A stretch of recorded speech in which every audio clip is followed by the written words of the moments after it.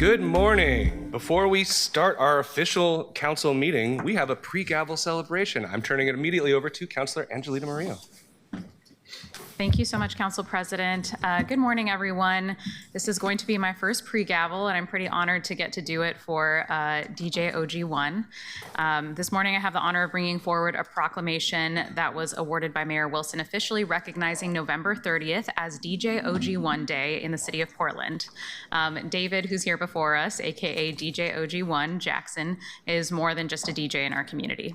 He is a cultural force in Portland and a true ambassador for our city. For decades, he has helped shape the spirit, sound, and identity of the Rose City. Many people know him as the official DJ for the Portland Trail Blazers, where his music has energized thousands of fans inside the arena. Game nights wouldn't feel the same without his sound, his presence, and the energy he brings to every moment. Over the years, he has become part of the soundtrack of Portland basketball and a beloved figure in the franchise's history. But DJ OG1's impact extends far beyond the Portland Trail Blazers. In the streets and neighborhoods of Portland, he has been a powerful voice for unity, peace, and community. He has played a vital role in promoting gang peace and bringing people together across divides. Through music, mentorship, and leadership, he has used his platform to advocate for understanding, healing, and opportunity for young people throughout our city. DJ OG1 has always believed that music can be more than entertainment. It can be a bridge between cultures, generations, and communities, and he has spent years building those bridges here in Portland. In the music industry, he is widely respected as a pioneer. He has worked with hundreds of artists, including internationally recognized talent, hosted major events, and represented Portland on a national stage.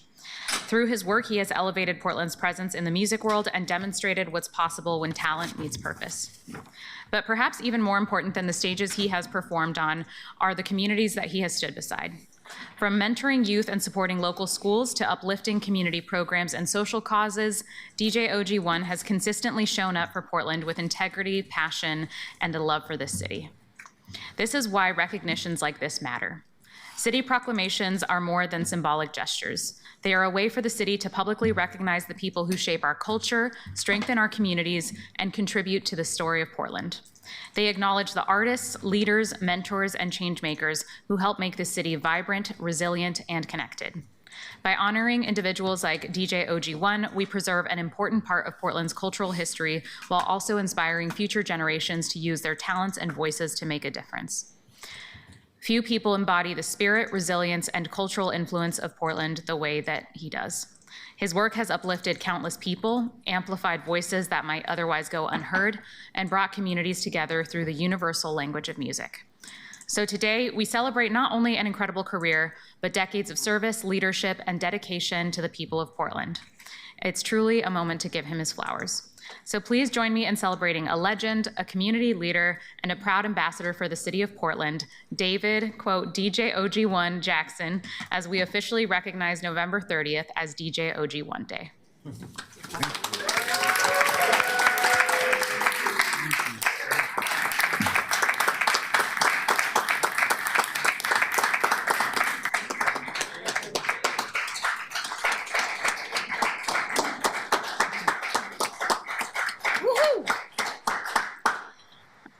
And if we could give him 5 minutes to speak, and colleagues, if you are willing to take a quick photo right after this so that we can celebrate. Wow. First of all, thank you, Council and the Mayor, for this very special historical moment for me. I think about 1980. I brought my first award from the first Black mayor in Los Angeles when I was 13 for community service. So my work started over 40 years ago. And I knew something was different about me. I didn't know quite what it was at the time. I just knew that how I felt in serving others. And so once landing in Portland and being embraced by the community of Portland, I knew I had a purpose that was bigger than just music. But I thank God that he gave me the tool of music to connect with people. And from that, being able to, a lot of the faces that I see, even Andre being a student of mine in Gang Peace years ago, and being able to see him in a position of leadership and influence within the city. To me, I don't get this type of recognition without the testimony of those that I've served. And so this moment, DJ OG1 Day is bigger than just recognizing me, but it really is about recognizing what I stand for. Putting people over profit.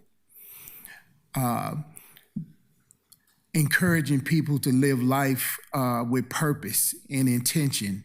My mantra is move different, win different, be fluid. And that stands for bold, engaging, having faith, having love at the foundation of what you do, and having unwavering values that you stand by, living life with intention, and be determined about where you want to, and what your legacy will be once you leave here. And I'm hoping that this recognition in DJ OG1 Day will always represent that. And I look around the room at a lot of the faces in here, and I'm thankful not only for the relationships I've been able to build, but I thank the people of Portland who welcomed me and was patient with me while I was growing into this thing called manhood, learning how to be a father here. Learning how to grow into being a businessman, and I'm glad to say that I have some successful businesses because of the support that I have in this city, and it was able to grow a brand here. And those are the things that I look forward to continue developing, the next generation of leaders here, the next generation of entrepreneurs to be just as successful and not even more better than I have become at this point. And lastly, I want to thank my family who has shared me with this community over the years and allowed me to really live out the purpose that I feel I've been called for in this city. And hopefully I'll continue to do that as long as I have breath. So thank you, and I appreciate it. And I thank all of you who have poured into me and invited me into your city, into your spaces, and into your lives to become the person I am today. So thank you.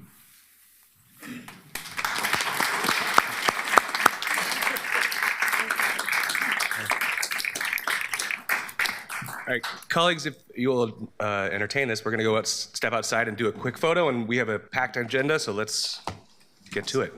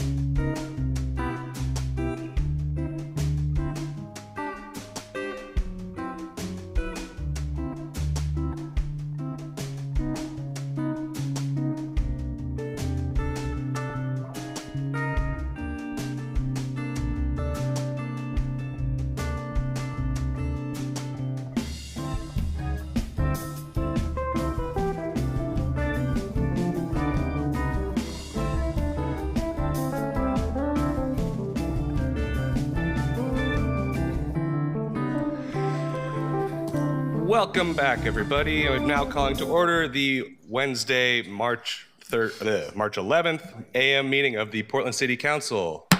Keelan, can you please call the roll? Avalos. Smith. Here. Wait, was that Counselor? I'm here. Sorry. Okay. She's online. Great. Okay, thank you. Canal. Good morning, here. Pernal Guinea. Here. Ryan. Yeah, I'm here remotely. I'm really sorry I'm not there. It's really it's not fun. I'm dealing with an eye infection, so I'm quarantined until this evening. So anyway, thanks. Cleona Lane. Here. Maria. Here. Novick. Here. Clark. Here. Green. Here. Zimmerman. Here. Dunphy. Here. And can we please call read the rules of decorum? Thank you, Council President. Welcome to Portland City Council. To testify before Council in person or virtually, you must sign up in advance on the Council agenda at www.portland.gov/council/agenda. Information on engaging with Council can be found on the Council Clerk's webpage. Individuals may testify for 3 minutes unless the presiding officer states otherwise. Your microphone will be muted when your time is over. The presiding officer preserves order.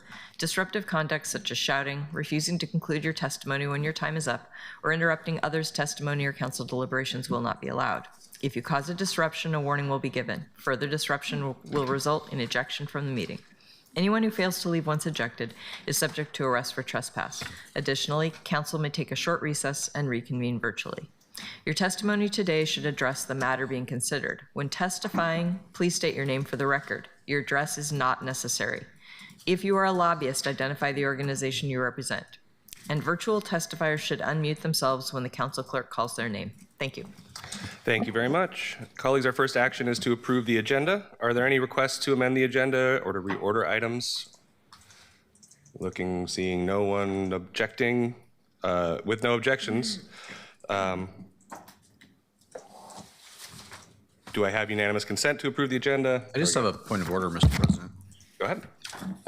Many of the items have been bumped today, but there were other items that did not automatically get bumped from last week's. And I was wondering, that seemed to be our general practice in the previous year. Can you address that? Because certainly we had some pressing items that I was expecting to see today that you have not selected.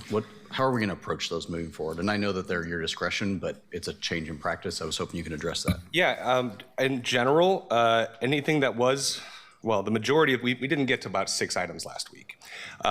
And between the items that were already noticed about land use or some other items that had already been told ahead of time were going to be happening today, I ended up bumping a number of things off of this agenda as well. So the rule generally of first in, first out continues to be the rule of the day, but trying to get to 17 items on a schedule is too much. And we have a limited agenda for Wednesday of next week, the evening meeting, and then we do not have a meeting on the week following. So it has been a bit of a challenge to try and schedule items and get them heard in timely manners. So was there something in particular? So in specifics then, in terms of the business income license tax issue and the legal protections package or legal defense package, can you estimate when you will schedule those? Yeah, Since they're already scheduled. Yeah, those will be coming the first week of April. Okay, thank you. Yep. Council President, I also have a specific question. We also postponed the ordinance for slow the flow. And I'd like some kind of direction on when we're going to get those put on the agenda, because I had an ordinance and Councilor Zimmerman had an ordinance and they were put together. And so I want to know when they're going to be heard, because we had 15 people in the queue who sat there, and then we got interrupted by protesters and shut down, and they never had a chance to tell their story about why they wanted to use those funds. So it'd be great to let those folks know when they should come back, when we're going to hear those 2 ordinances, and if they're going to be, indefinitely postponed. Yeah, those 2 ordinances and the resolution will all 3 be indefinitely postponed. They will not be coming back to the council, and there will be a new ordinance tied based off of the work session that we had that will be filed. I think that's highly inappropriate to to do that. I've never seen that happen at this council ever since we've been here, to take two ordinances and indefinitely postpone them when there is so much need for housing in this community. We are in a housing crisis. Well, And to have you take that off is unacceptable. the majority of council voted for it, and we're talking about the agenda for today. They did not, they voted to postpone. They did not, The they motion did was not to vote to Counselor, the motion was permanently to indefinitely postpone. postpone. If people don't read what the definition of what they're voting for is, that is not on me. I didn't vote for it. You did not. That is correct. And again, as I said before, vulnerable and underserved communities always get put to the back burner. And when as we I don't said, wanna there hear will be a them. new ordinance that will be coming forward with, that is based off of the conversation this body had at. Are you suggesting that we should put a new ordinance forward? A new ordinance will be coming forward, No, I mean, are you suggesting that me and Eric Zimmerman put a new ordinance forward? colleagues are always welcome to introduce whatever legislation you want. Okay, thank you. Thank you. Colleagues, is there any other concern about approving the agenda today? Okay. With no objection, the agenda is approved. Can we please move to public communications? First up, we have Monica Corey.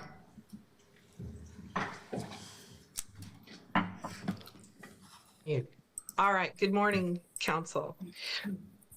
Thanks for having me here. My name's Monica. I live in the Wilkes District, number 1, and I've lived there for over 50 years. And I'm here on behalf of the silent majority. We're the people who pay the metro housing tax, the preschool for all tax, the arts tax, huge property taxes, and see that despite all the money that we've poured into our community, our city continues to stumble and fall apart. It looks terrible. Every time I step outside, I see increased litter, trash, graffiti, reckless driving, open drug use, boarded up businesses, and bike paths that are not safe to ride. I rarely see a patrol car. And this is daily proof that Portland has stopped taking care of itself. And on behalf of the majority of us who are footing the bills, we're just tired.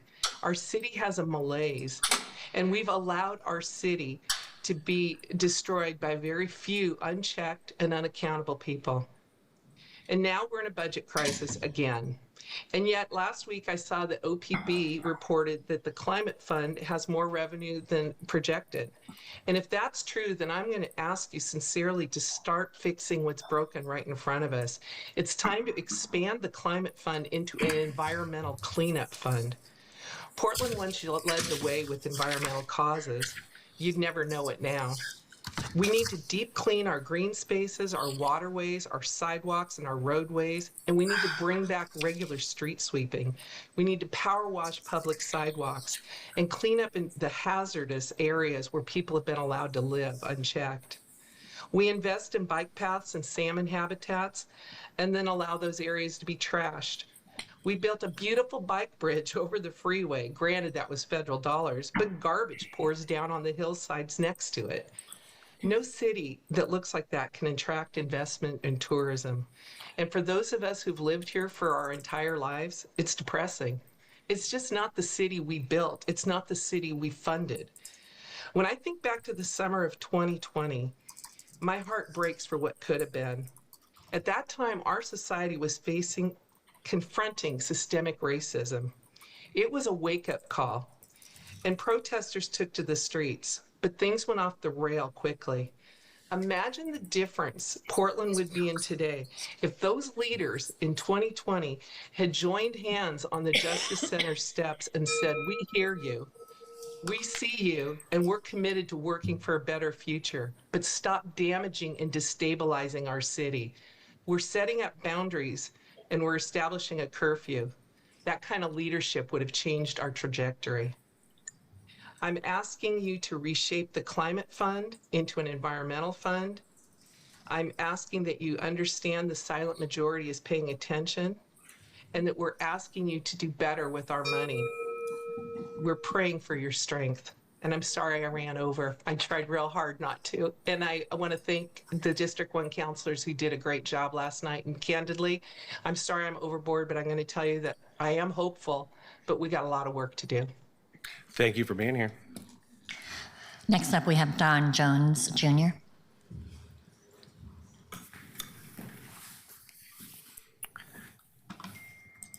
Good morning, councilors. especially the District 3 councilors. My name is Don Jones, Jr. I'm a resident of and a housing provider in the Hotsford-Abernathy neighborhood. I'm here to highlight safety concerns surrounding the proposed alternate access redemption center operated by the People's Depot at 1109 Southeast Brooklyn Street, corner of Powell Boulevard and Milwaukee Avenue. This is one of the busiest, most dangerous intersections in the city, and the People's Depot has estimated approximately 300 canners will visit this site every day, with the most arriving on foot or by bicycle. Increasing foot and bicycle activity in this location directly conflicts with the city's Vision Zero policies and commitments. Portland has formally adopted Vision Zero, committing the city to eliminate traffic deaths and serious injuries and to prioritize safety for vulnerable road users, including pedestrians, cyclists, and people experiencing homelessness. The Vision Zero Action Plan explicitly recognizes that people walking and biking, especially those experiencing homelessness, face disproportionately higher risks and require extra precautions, not increased exposure to danger. The danger is documented and significant. Multnomah County recently reported that homeless individuals are 23 times more likely to die in traffic accidents than the average county residents, 54 times more likely if they're pedestrians or bicyclists.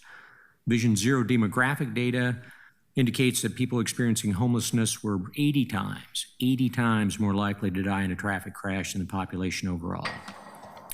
Citing a high volume facility that primarily serves vulnerable pedestrians and bicyclists at a high-speed intersection directly contradicts Vision Zero's core principle that the transportation system should be designed to anticipate human vulnerability and prevent fatal outcomes. Vision Zero also directs the city to avoid creating new traffic hazards and to focus activity generators, especially those serving vulnerable populations, away from high crash corridors whenever possible.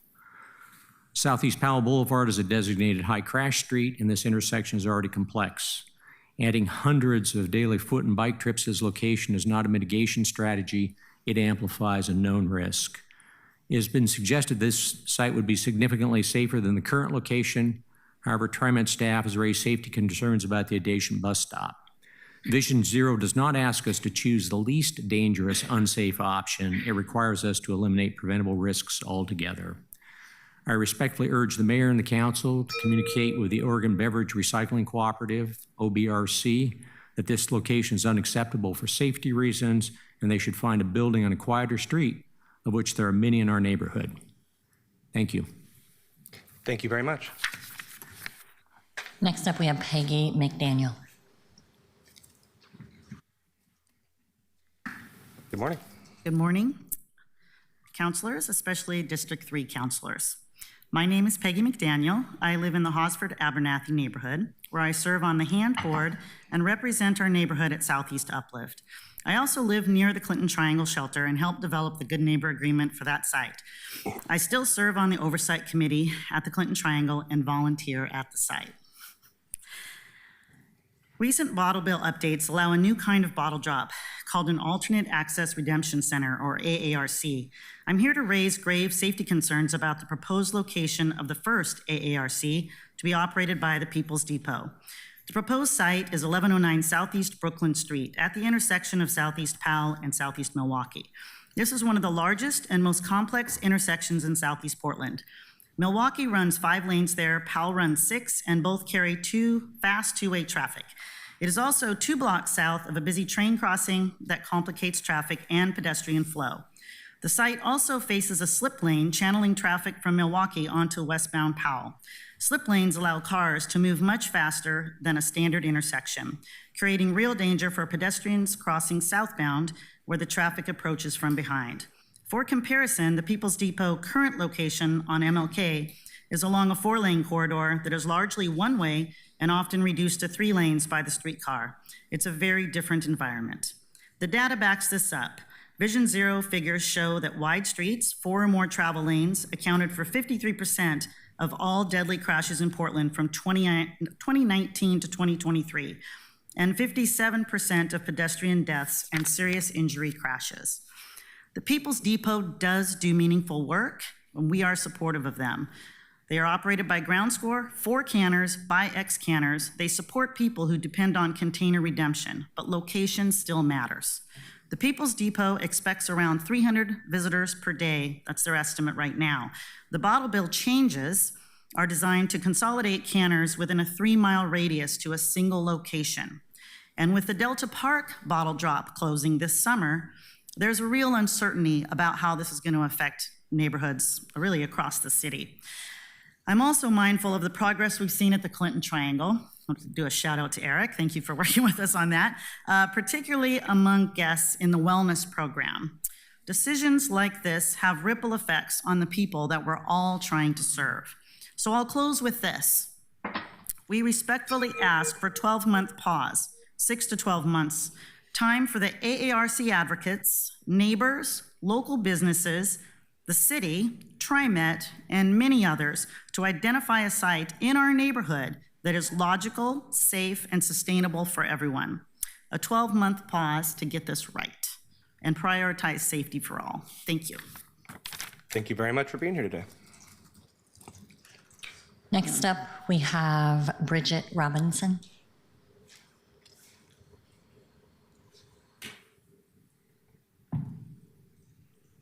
Bridget Robinson. Next, we have Mark Sherman.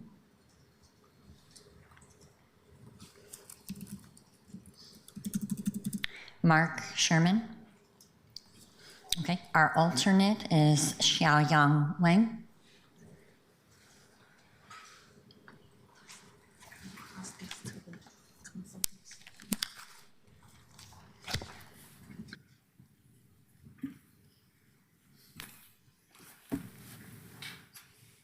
Good morning. Good morning. My name is Xiaoyang Wang. I'm with the Oregon Falun Dafa Association. We are the presenter of Shenyun Performing Arts in Oregon. I would like to bring your attention to the challenges Shenyun has been facing and seek your understanding and support. Shenyun was founded in 2006 by Falun Gong practitioners, many of whom fled China for religious freedom. Its mission is to revive traditional Chinese culture, which has been destroyed under the communist rule since 1949. Over the past 20 years, Shenyun has toured the world, including the Keller Auditorium and the Holt Center in Eugene. The company has grown from 1 to 8 troops and is performing for over 1 million people annually. However, something has been hidden from most of people, which is the frantic effort of the Chinese Communist Party to stop people from seeing the show. The CCP started by pressuring theaters and government officials to not contract with Shenyun and cancel their shows. In recent years, attacks have been dramatically escalated, including bomb and death threats, lawfare, inflammatory comments by CCP paid social media influencers, weaponization of US institutions, and manipulating American media. All the tactics could be traced back to the Chinese regime. For example, in 2004, a federal court convicted 2 Chinese agents for bribing an undercover FBI agent posing as an IRS official. Their goal was to strip Shenyun of its nonprofit status. Most recently, the Australian Prime Minister was evacuated from his residence after a threat claiming that if Shenyun were allowed to perform, his residence would be bombed. And even some Portland and Eugene local media have echoed the New York Times biased articles to slander Shenyun right before the shows.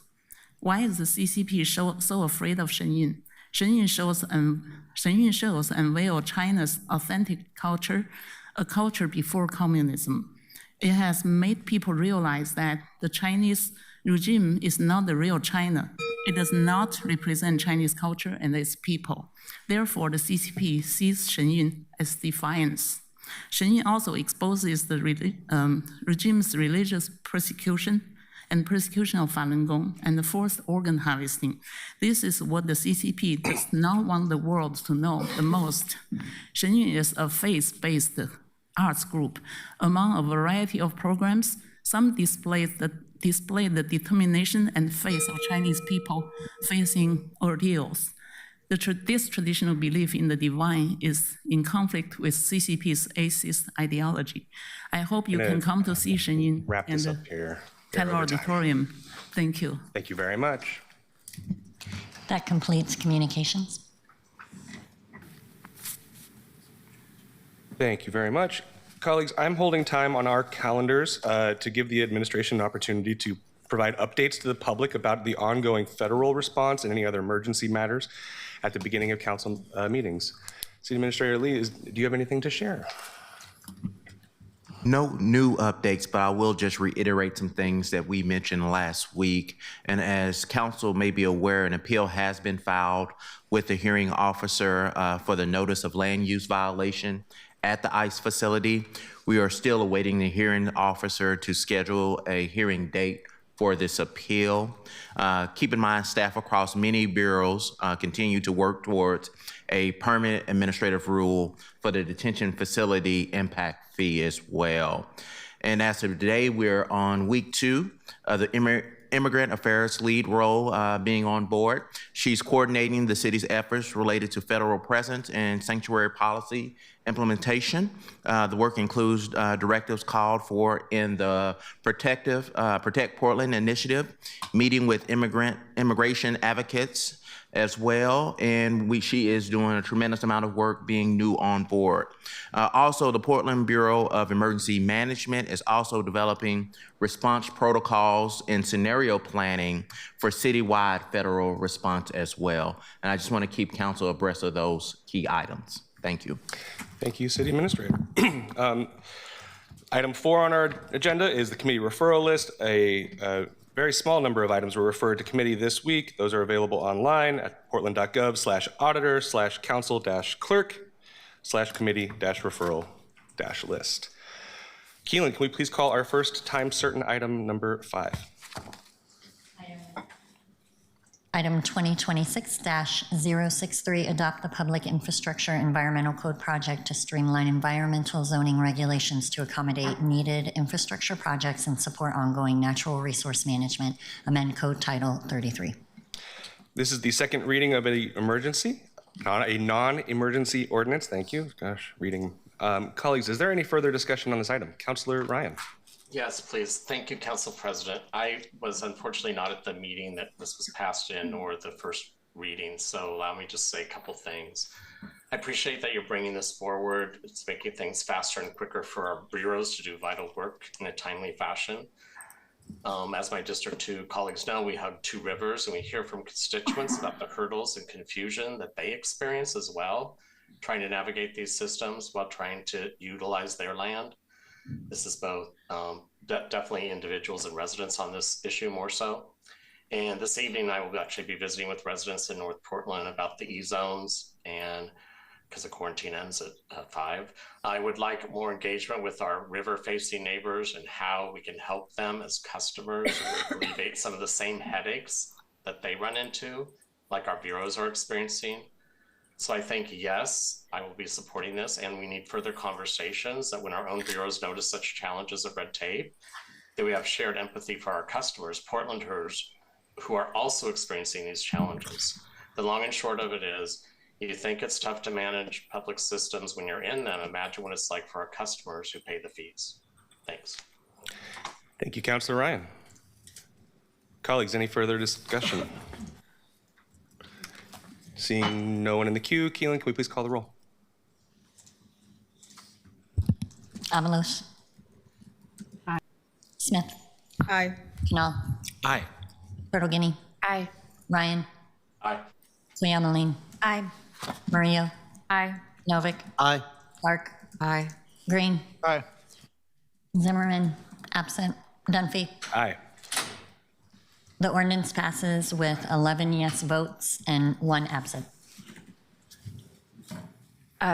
Point of, I'm not sure which point this is, maybe order, but the counselor said aye as he walked in before the roll was called. Are we allowed to count his vote? Yeah, I'll make that adjustment. Thank you. The ordinance passes with 12 yes votes. Thank you, Keelan. Can we please call item number 6? Item 2026-055, amend campaign finance code to maintain enforcement of voter-approved regulations following court order, amend code chapter 2.10. Thank you. Colleagues, this is a continuation of the first reading of an ordinance. I'm going to turn it over to Auditor Reddy. Thank you, Council President. Good morning, councilors. My name is Simone Reddy, and I'm the elected City Auditor of Portland. For anyone who is watching or listening, my office's mission is to ensure open and accountable city government. And having an elected auditor meets the highest independence standard for the city. The auditor's office is home to the Elections Division, which oversees city elections and enforces the city's campaign finance and lobbying regulations. As a candidate in the November 2026 election, I delegated my elections and campaign finance duties to Chief Deputy Broderson last December. However, I maintain my independent authority to establish rules for the office to carry out our charter. I'm here today to reintroduce this agenda item that my staff has worked with you and our legal counsels to develop so that we can build a fairer system for everyone involved, one that will work in the election cycle that is already underway. As an auditor and as a Portlander, my priority is to have a system that works. In this case, an enforcement system that is fair, just, and constitutional. One that Portlanders can trust and that they can rely on to hold candidates, campaigns, and donors accountable. The proposal that my office is bringing to you today makes our city's campaign finance code legally viable and enforceable. It is a technical fix to make a section of the city charter that voters approved in 2018 valid, that the circuit court rendered invalid in 2025. I know that February 26th council meeting raised some really important questions, and since then, Chief Deputy Broderson has taken steps to address those. Last Monday, he shared more information with you all over email about the interaction between small donor elections and our proposed code amendment, and shared updates from the conversations that my team had with Susan Mote, the small donor elections director. Those conversations resulted in an amendment that limits the auditor's discretion to extend enforcement timelines. And I want to thank Councilor Murillo for sponsoring that today. My deputy also explained the process that we've taken to get here, which started before the legal dispute was resolved last July. This process has included engagement with Honest Elections and outreach to organizations like Common Cause and the League of Women Voters. Finally, he confirmed that changing the enforcement timelines is necessary to be responsive to the court ruling and reduce legal risk to the city. I have full confidence in my team, their analysis, and the work they've done in concert with you and others to develop this proposal. I ask that you advance it to a second reading today and ultimately adopt it so that we can prepare to enforce our city's campaign finance regulations in the November 2026 general elections. Thank you. Thank you, Madam Auditor. As the Auditor mentioned, there is an amendment from Councilor Murillo. There's also an amendment from Councilor Canal. I'd like to let Councilor Murillo introduce the amendment at this time. Yeah, thank you, colleagues. I passed out some printed copies, and the highlighted yellow portion is the language that would change. Really appreciate you guys working with the Small Donor Elections Office to correct any miscommunications or misunderstandings that may have happened originally. To put it very simply, what this amendment does is it limits the auditor's discretion to extend all deadlines all the time. So we want investigations to move quickly, especially if they're doing basic reviews of sufficiency, things like that, but they will still be able to extend deadlines for more complicated investigations. And the purpose of that is, when we are getting investigated, obviously in the media, if something just keeps getting extended long-term, that can be harmful in our democracy as far as what are the actual outcomes. People need expedient answers for some of those lower level things to be looked into, and then for higher level offenses things to be investigated, then you would be given more time. So that's the purpose of that amendment if folks have any questions. Thank you, Councilor Murillo. And Councilor Canal. Yeah, mine is not printed, but it is pre-filed as well. And I'll note that there's we'll need to update a 4 to a 5 if they should both pass. But it restores the provisions that require the auditor to notice that a complaint has been filed to each person who's the object of a complaint within 2 calendar days of receipt by amending the section there. It also requires that when there's an extension, that's publicly posted, and that public posting is done every 14 days. Thanks. Thank you. Keelan, is there anyone signed up for testimony? No, this was a second reading, so it was close to Right. testimony. Thank you. Thank Great. Colleagues, discussion to the, I guess, to the amendments. Wait, are we formally moving the amendments at this time? Councilor Murillo, Councilor Canal. Yes, I would like to move my amendment.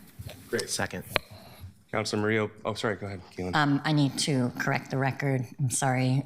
This is actually a first reading. It was continued, so it's a continued first reading, but no one signed up. Thank you. Thank you. There we go. Thank you very much.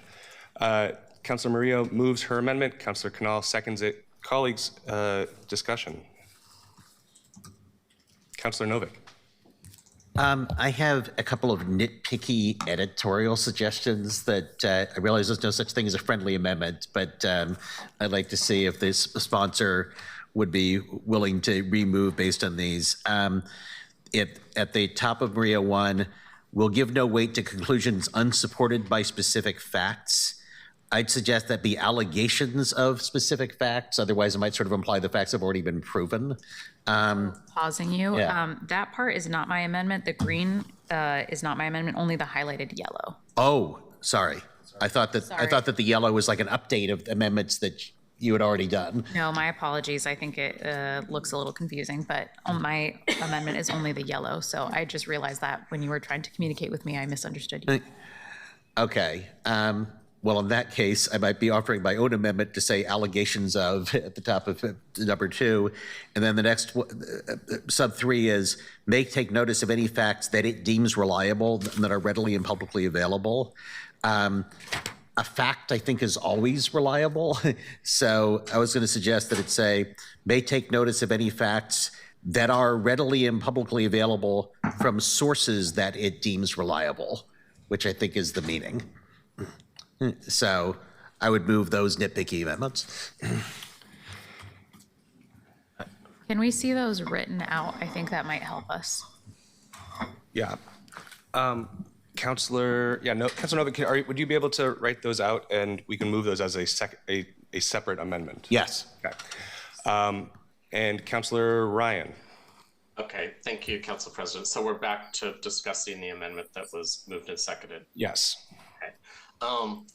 My question is this, and I can't, oh yeah, the auditor's still up there. Hello, Madam Auditor. We had a pretty long discussion in governance about this, and the small donor office was there. It passed 5-0.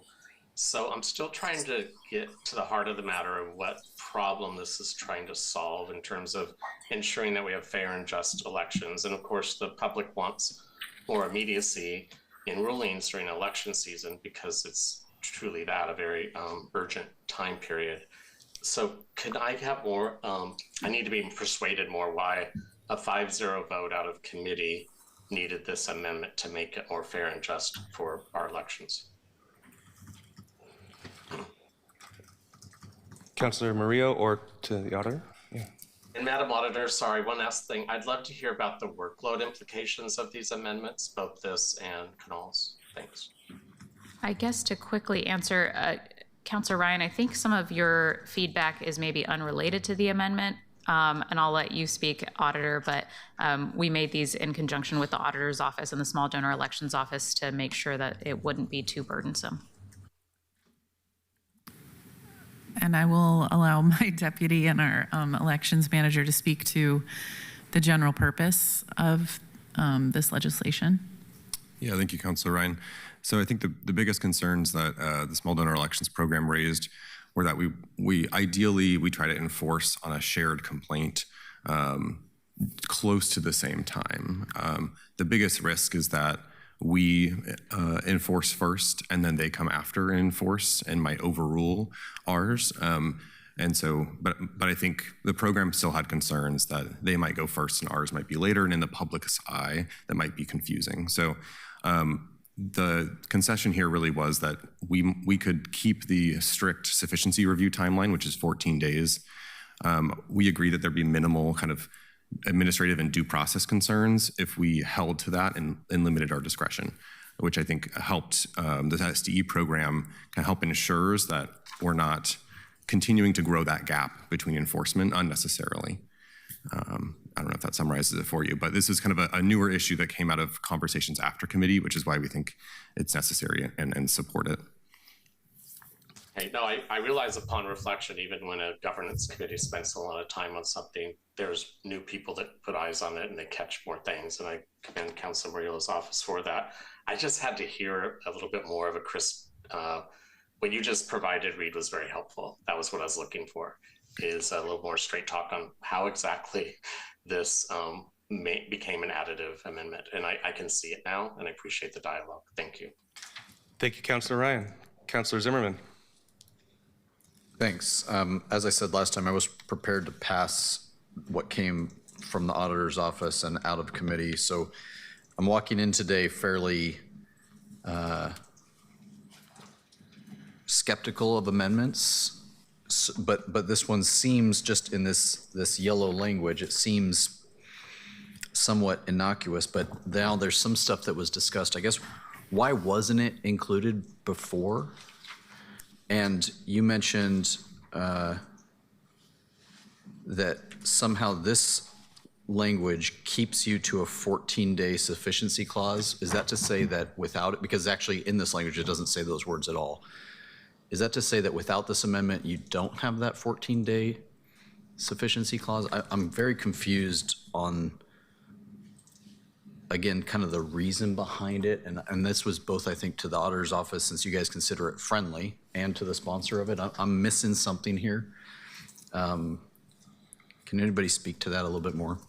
Well, I want to just express my thanks for your support, Councilor Zimmerman, and also let my deputy respond to your question. Thanks. Yeah. Yeah, I think they're great questions. So the Section F that's being amended is really what defines the discretion the auditor has to extend deadlines. As we originally wrote it, it was kind of on par with many of our peers and how this process works across the country, which is we can extend what we need to in order to run a fair and just enforcement process. Yeah. I think, again, we decided that we can stick to that 14 days. Generally, again, that's a period where we are going to try to answer complex legal questions, consult with partners like SDE, and prepare for an investigation. And we really couldn't quite think of too many extreme examples where we would need to extend that in the same way that we definitely might need to extend the 30-day window. And I'm sorry, I think there might have been a second question that I'm not quite answering. Would you remind me? So I guess, right, we're going from language that says the city auditor may extend one or more of the deadlines to the city auditor may extend the deadlines. To me, that is no substantial change. Apologies, Councilor. And then the next part of it, it references, we go from the city auditor's opinion to the city auditor finds good cause to extend. And that's the only language changes I'm seeing. And so that language seems somewhat, okay, got it. I'm not sure what the difference between good cause and opinion is, but how does that, there's been some discussion about something has happened since last week to this week with respect to the small donor elections about alignment. So what has happened in terms of making this amendment now makes the process better and more fair? Mm-hmm. Yeah, thank you, Councilor. So I think a few things there. If you'll look in that in the Maria 1 amendment, there's a small numbering inclusion. So now it says E4 instead of just E. So we're now referencing a very specific set of deadlines only as they relate to our investigation timeline. So if you missed that, I can see why it might be confusing. Okay. I think the broader pivot here is that we're hearing from some councilors, but as well as the Small Donors Elections Program, that there's some concern about the level of discretion that this code provides, and that there could be a bad actor in the future as an elected auditor that might abuse that discretion. And so, I think we have faith in our institution that that won't happen, but I think this is in response to that. There might need to be, some kind of curtailing of that in infinite discretion, and also to Kunal's amendment, some more public accountability so that that discretion is used judiciously. Okay, so if I read that correctly, and so previously F referred to everything in section E, and now will only refer to paragraph 4 of section E. I guess, last time I spoke, I was in favor of these changes because I am worried about the weaponization in the old system of every crazy under the sun can make a complaint, and you have to, quote, open an investigation, which has a real weaponization aspect to it given the previous system. Does this, and so your previous set of amendments made a lot of sense to me. Does this make it easier or harder for you as the auditor to ensure the system is sticking to its origins, its core, and not being used as a weaponization election tactic, which I feel it was quite susceptible to in the previous go around? And I can't tell if limiting your discretion on timelines to only subparagraph 4 does that, or if keeping it more broad to the entire section gives you more, I think, professional and elected scrutiny.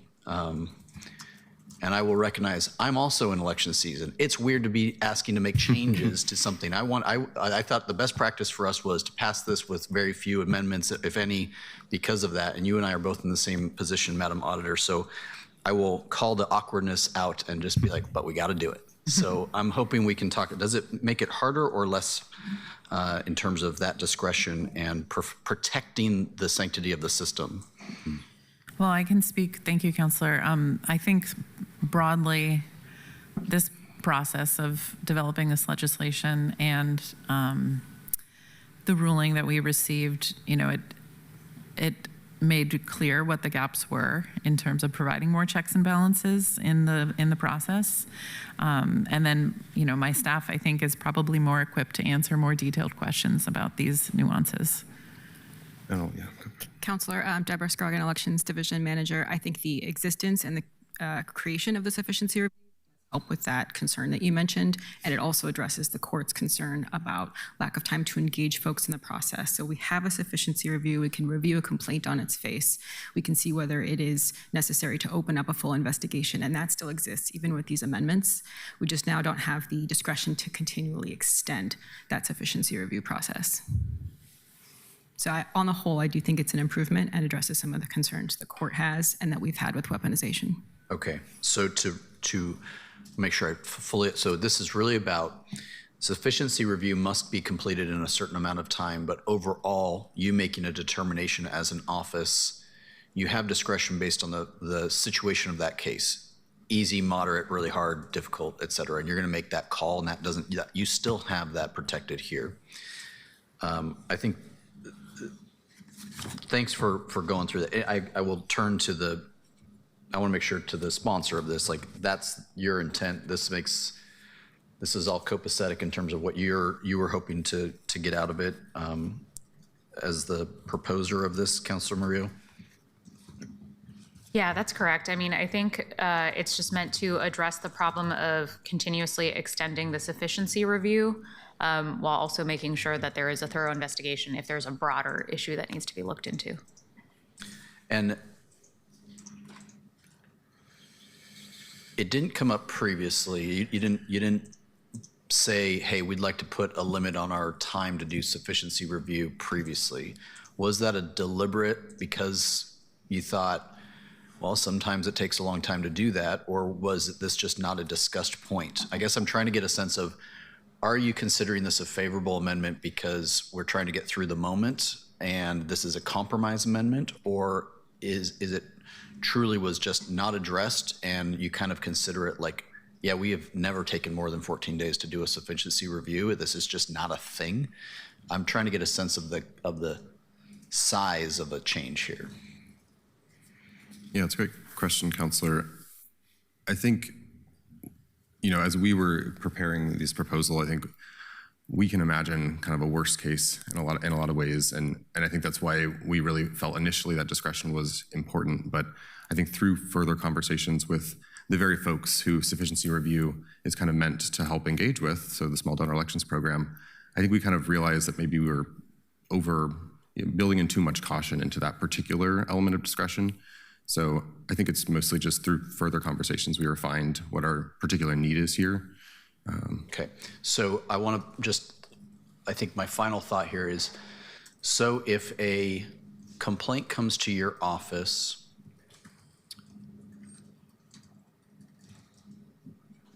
three weeks before an election, you would by code have to end your sufficiency review at the latest 1 week before an election, and then essentially make a headline that says, a week out from an election, we are opening this thing. So that gets to the Comey concern that I had last time.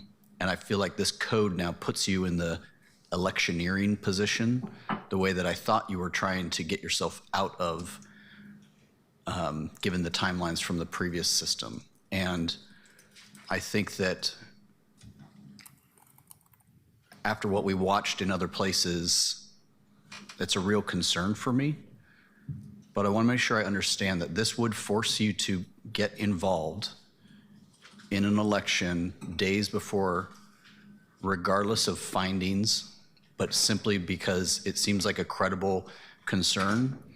And that will be the last headline likely before the election actually concludes, because you wouldn't have time to then finish the investigation in many cases. Am I understanding that time? Like, this puts it in code that you must, in that short amount of time, you must get into the election atmosphere, I'll say, versus the enforcing thereafter. Yeah, thank you, Counselor. I think the short answer is yes. And I know that's an unfortunate outcome, but I think the reality is,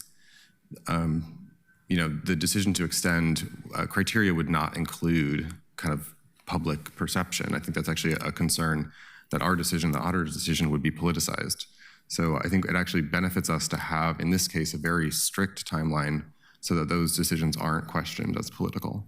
So I hear you that there's a policy outcome that is unfavorable, but I think to build trust in the system, we would not lean towards making those decisions based on those types of outcomes, I believe that too. Don't get me wrong. I fully believe that. But because we don't have a media escape and a public consuming of information that really differentiates the difference between substantiated and you did violate it, and so here's your fine, versus, yeah, there's enough here, which is that burden of proof is, yeah, I think there's enough here that we should probably look into it, versus this is just the crazy commenters on the back end of a newspaper who are now just like filing erroneous complaints.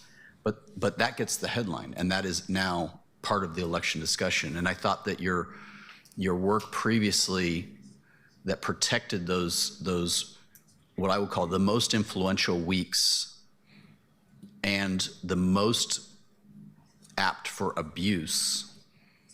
But now I think that protection is kind of waning now with this, because we're putting code back in to say you must do a certain thing. Because I think actually having an auditor who says,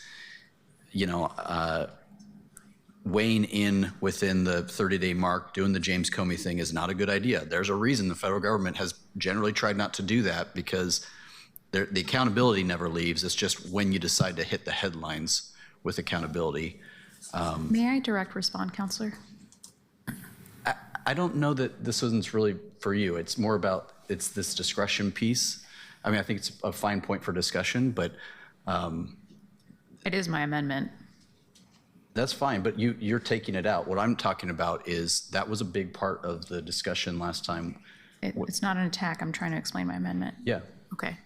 I think I completely hear your concerns about that. And I think that having a set timeline removes the political decision aspect of it. I think you're absolutely right. The reality is that we live in a media landscape where there are headlines that are used to attack political candidates when investigations aren't even finalized, where they may be innocent, all of those things, right? But the alternative is that the auditor's office has discretion to choose when they extend the deadline, which to me is inherently could become a political decision. Whereas if we have those set timelines, then that removes the political decision out of their hands as far as that equation goes. So choosing to extend a sufficiency review to avoid looking political in the public eye can be a political decision. I completely agree. I think we have a really messed up political landscape where people do attack ads, people do all sorts of things just based on investigations that aren't even finalized yet. And that being said, I think that's a broad discussion for politics under this form of democracy, you know? Yeah, I agree with you, and I don't think that I'm actually too worried on the auditor and on the staff side. What I'm really talking about are some of the, I'll call them the bad actors that exist out in the community, which I think having the auditor with discretion to understand who and what the motivations are on some of those has been positive, because in this case, we'll remove that discretion by code, and the 2-week timeline becomes very weaponized to those who know how to work the system. And so I actually have less of the concern about politicizing by the decision-making of auditors. Like, I hope it's very clear, I'm not talking about y'all. I'm talking about some of the others who I fully expect will be in this part of it, being like, when do I time it so that the auditor has to come out so that then we can do the thing. I think that's what I am hoping to. Yeah. I thought the last one was going to. So I'll be clear, and I'll wrap up. I'm very on the fence of this because one of the things I really appreciate about the first version that passed governance was that I thought that this, that it did more to combat that, and this chips away. It doesn't eliminate it, but it chips away a little bit at that. So I'm going to think through the rest of the discussion. Thank you. Thank you for answering, everybody. I appreciate it. Thank you, Councilor Zimmerman. Councilor Avalos.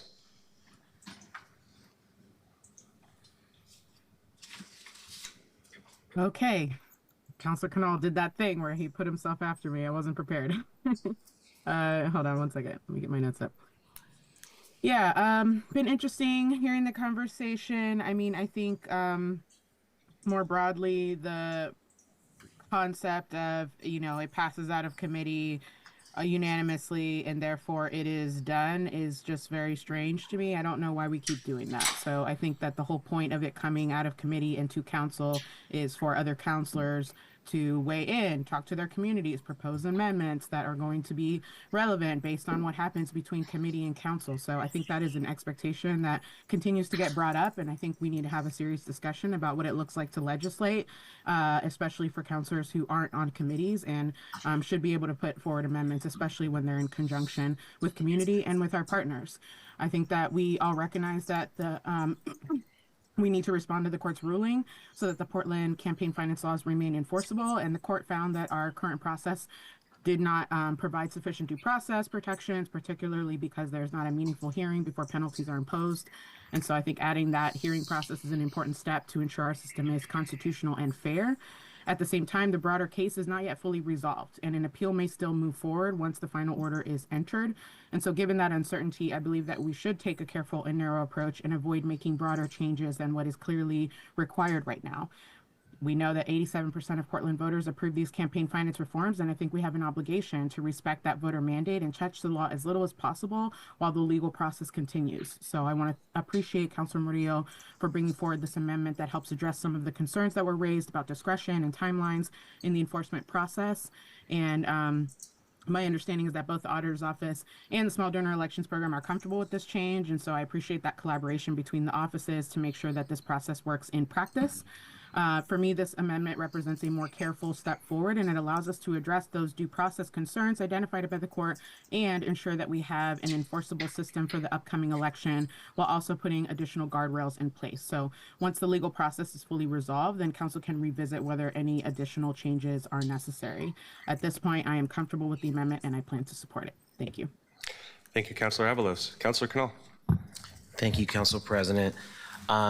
I want to first note that there's a few different things in here, and I seconded it because it's a good conversation to have, and I think there's a lot in here that's really positive. I looked at the deadlines that are being affected here that would become, if this amendment passes, would become not able to be extended. There are three of them. It's in 2B, 2C, 2E.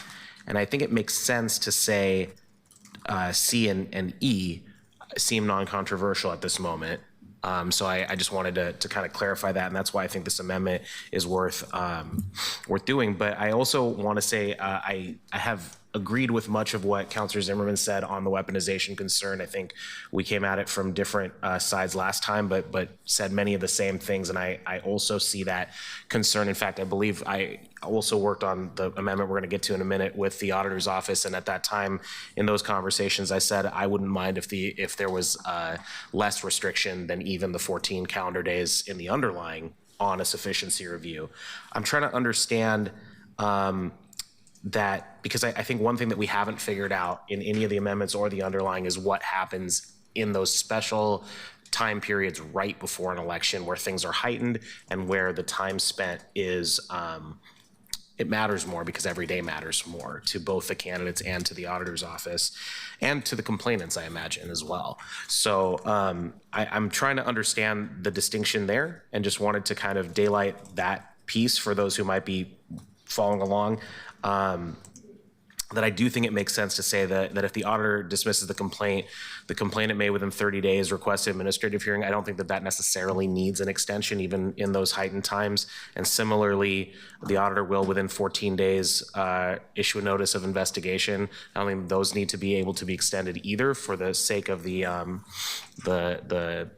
integrity of the process. So I just wanted to kind of focus on those two pieces and say those are directly positive. I am interested in if there's any solutions that we can talk about that might alleviate concern around 2B, which is the portion related to the extension, potential of extending the sufficiency review, because I think that piece of it, more than the flexibility in that piece, to me is better than flexibility in the actual investigation, because of the exact point that Councilor Zimmerman raised. But I don't know if that's something that affects, that's possible within the due process concerns that the court raised. And so I wanted to understand that a little bit better. And I feel like if that's not possible, it probably makes sense to do this. And so I kind of need a little more information there, if you could provide that.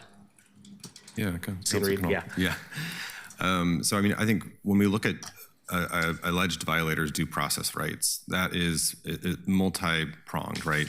But generally it means they need to be able to participate in a process and defend themselves. And so that happens in a couple ways throughout our investigation.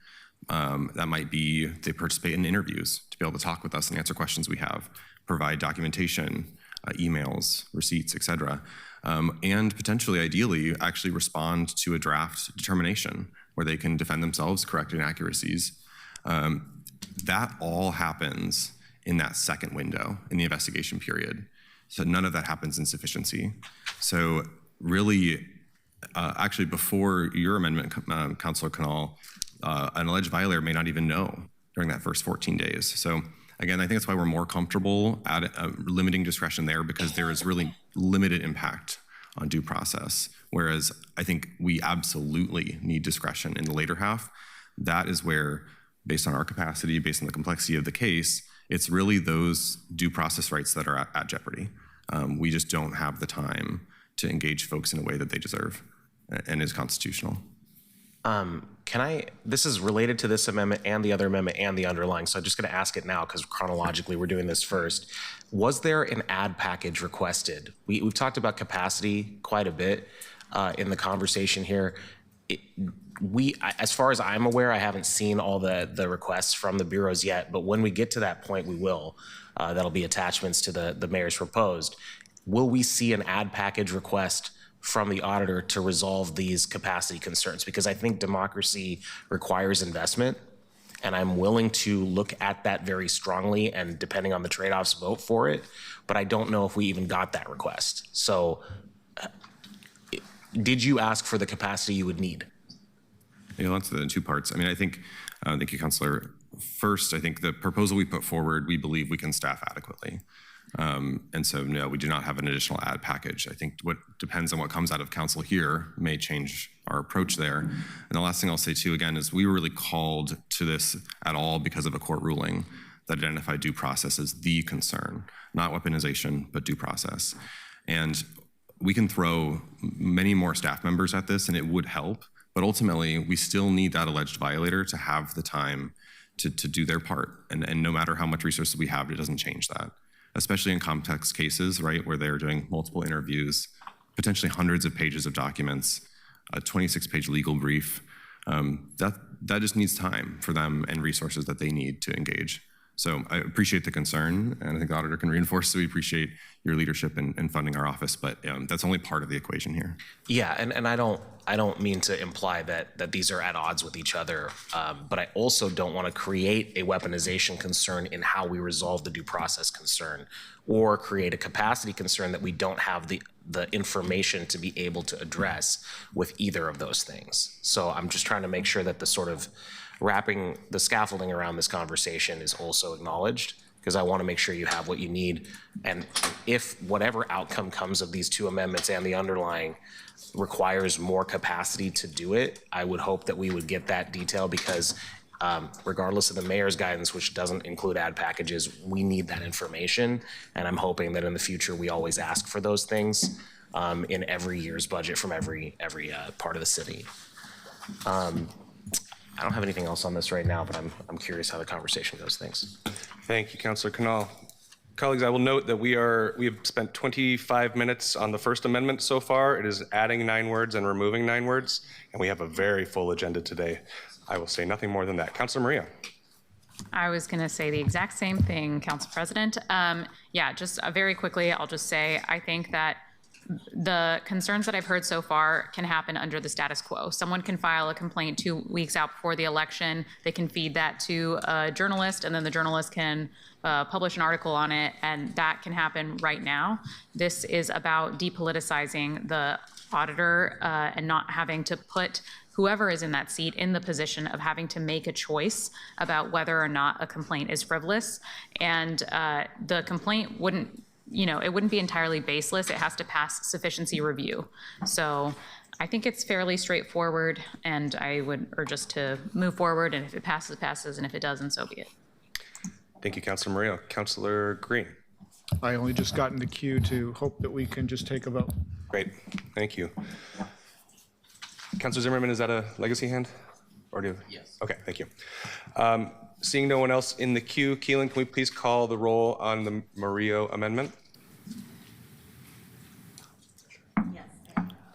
Yep, and just to clarify, that was moved by Councilor Murillo, seconded by Councilor Canal. Correct. Avalos. Aye. Smith. No. Canal. Aye. Bernogini. Aye. Ryan. No. Koyamaling. Aye. Murillo. Aye. Novick. Aye.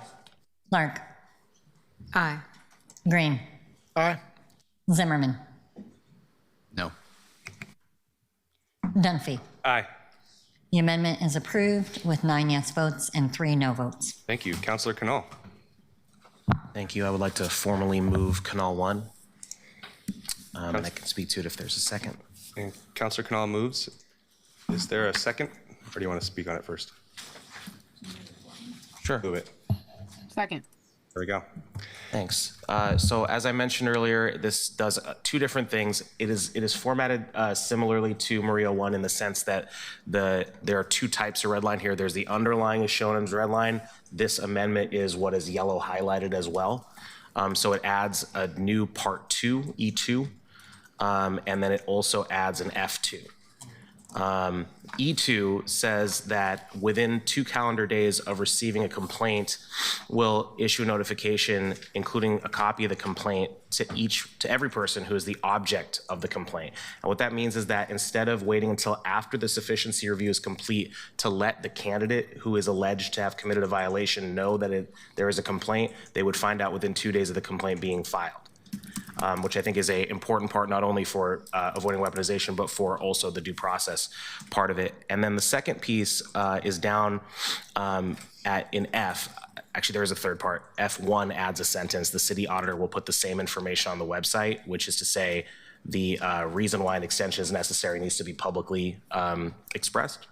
And then the new F2 would effectively mean that the extensions are not limited in time to this section there's no max cap on the number of extensions, but that they have to be informed every 14 days to the public. The public has to be informed every 14 days is the right way to say that. And I'll also note this is something that I worked on with the auditor's office and appreciate the conversation there, because I think again, this is about making sure that we're not just addressing the due process, but we're also putting some guardrails on the other parts. Thank you, Councillor Canal. Vice President Clark. Thank you, Council President. I'd just like to hear the auditor's response or opinion about this amendment. Thank you, Councillor Clark. Vice President, I think that the notification requirements are enhancements on the fairness and transparency of the legislation that's been proposed. It's not terribly onerous for our staff to provide that information, so we are supportive. Okay. Colleagues, any further discussion? Councilor Zimmerman. I want to make sure, and I think you said, but it's a notification of, hey, you've been complained against, here's who complained, here's the substance, you get the whole thing, right? That's what we're talking about here? And we are extending timelines. When we do, we would make that publicly obvious. Why is the reason that isn't already a normal, or maybe it is already a practice, we're just putting it in code. Is this already a practice?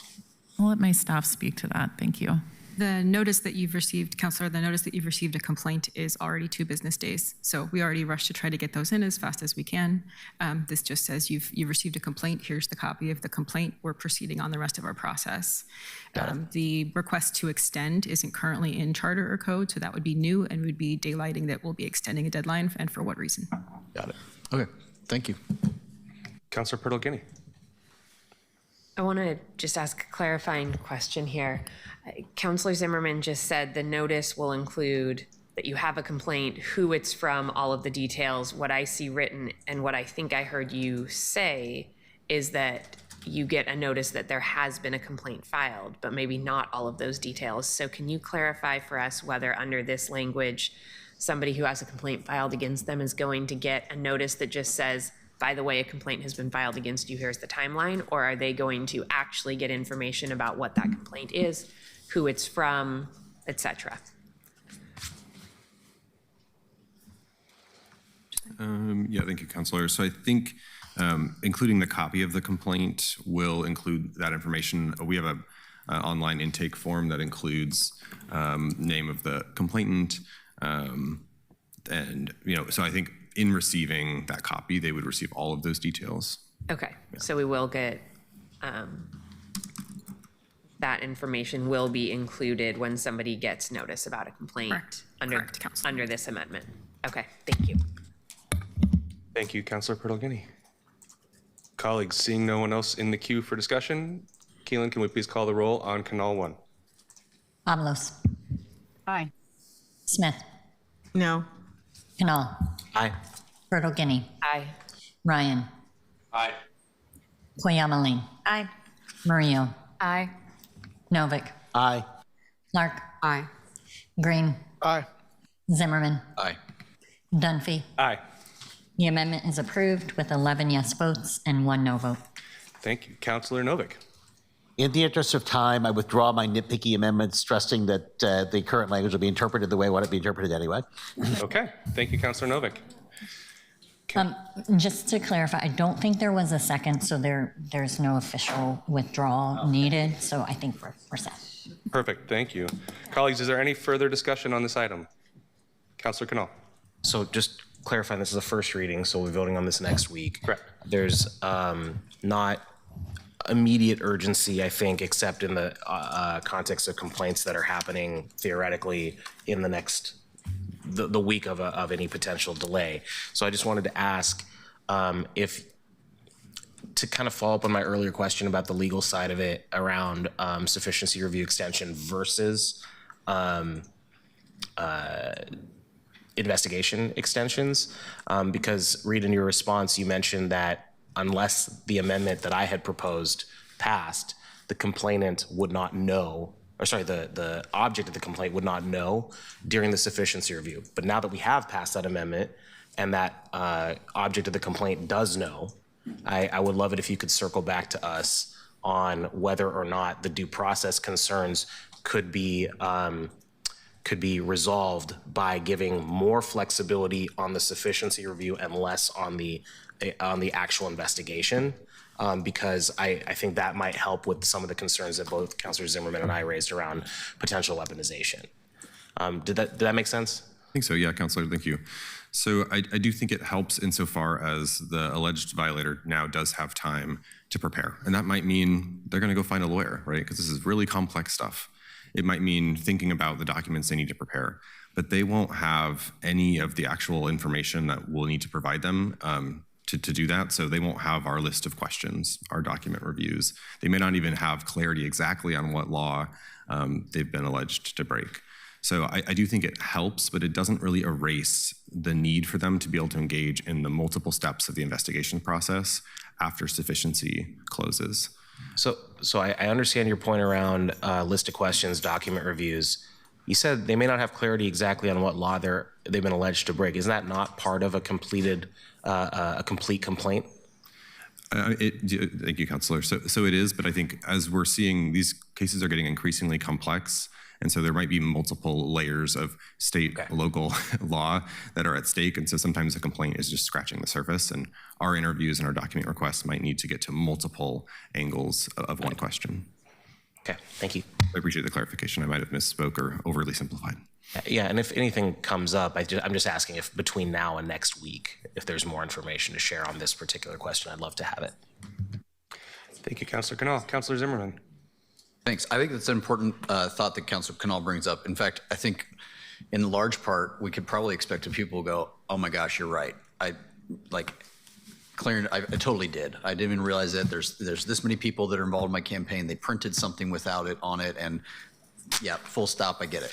And it ends up being not a big deal. We're really talking in like the biggest deal, but if you've been around election world enough, most of it is not substantial oopsies all over the place, right? That is the nature of it, and I think that this is very helpful to that. So I think your amendment is good, and most people are trying to do the right thing. And in a complicated system, just being able to say, thank you for the course correction, got it. I'm going to be better on the way out. Here's my, either my hand slap, my bad boy letter, or my $50 fine, whatever it is.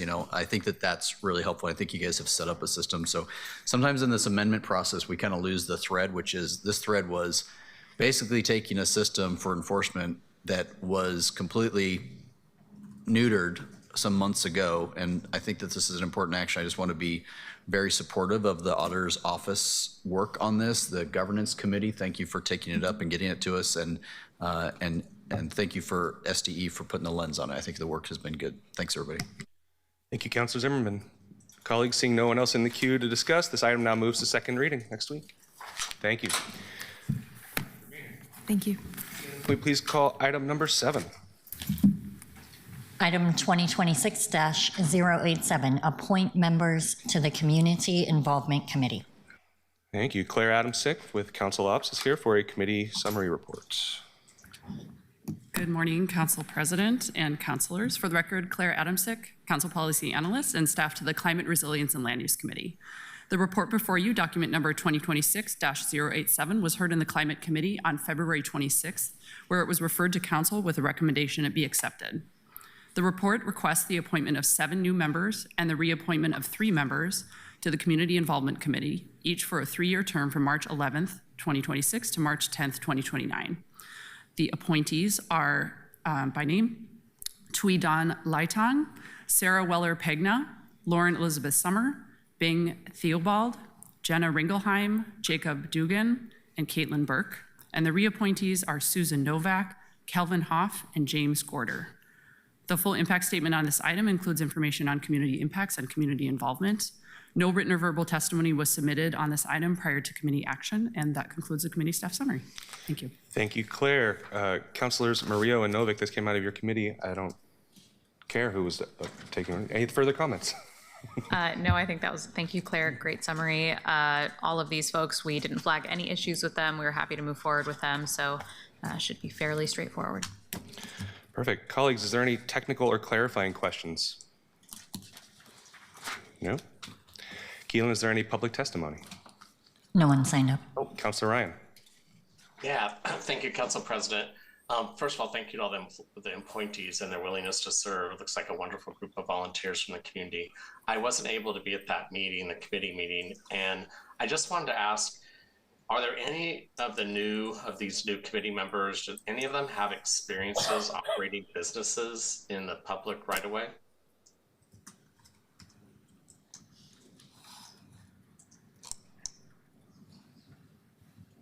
We're inviting some staff up. Hi, Harmony.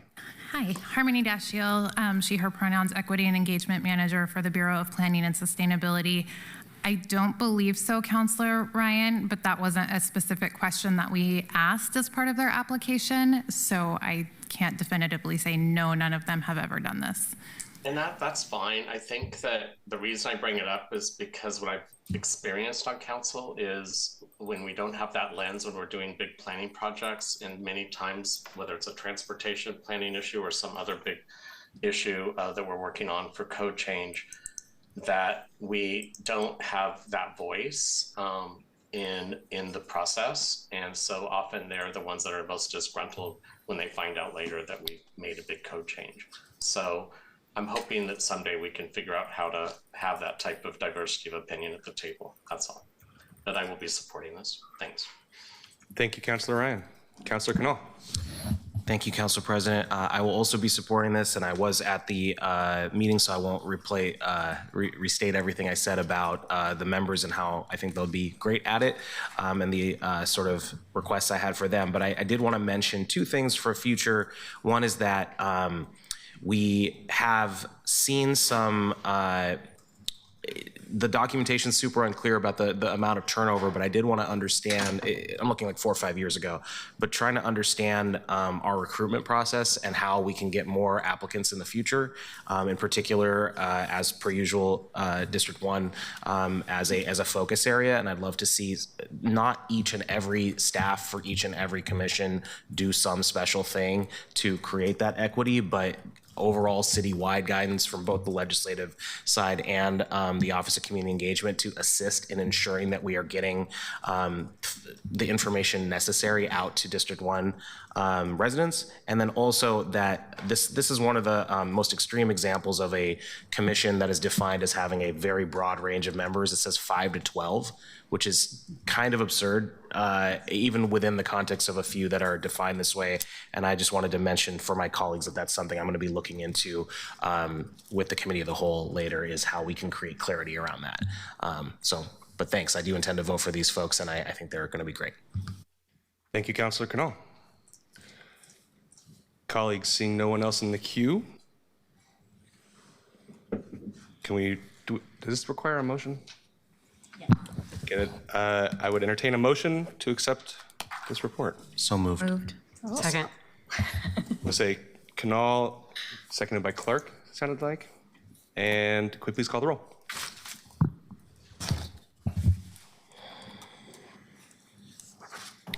Avalos. Aye. Smith. Absent. Canal. Aye. Bertogini. Aye. Ryan. Aye. Soya-Malin. Aye. Murillo. Aye. Novick. Aye. Clark. Aye. Green. Aye. Zimmerman. Aye. Dunphy. Aye. The report is accepted with 11 yes votes and 1 absent. Thank you very much. Can you please call item number 8 next? Item 2026-073, amend Civil Rights Code related to sexual orientation and family status definitions, and amend non-discrimination clauses, amend Code Section 14A.50.110 and Code Chapter 23.01. Colleagues, this is the second reading of an ordinance. Is there further council discussion? Councilor Ryan. Yes, thank you, Council President. Good morning, colleagues. Again, I wish I was there in person. I really need to get my voice out on this item, since much of the discussion that I witnessed when I watched the council meeting from afar, I was in a lot of this conversation in my absence at the February 25th council meeting. I have been a long supporter of this legislation. I was a co-sponsor, I am a co-sponsor with the other queer counselors and also Counselor Koyama Lane. As a group, we worked since August 2025 together in good faith and with a lot of transparency. Unfortunately, this was scheduled for council meeting when I was traveling for work. In fact, I was on a flight going towards Taipei. I was in the back of the plane coach, and it was, probably 2 a.m. International date time on Thursday. And of course, there was no way I could call in.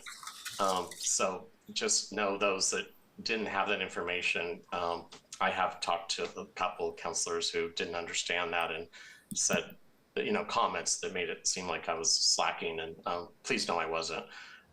It was really hard for me not to be there for this conversation.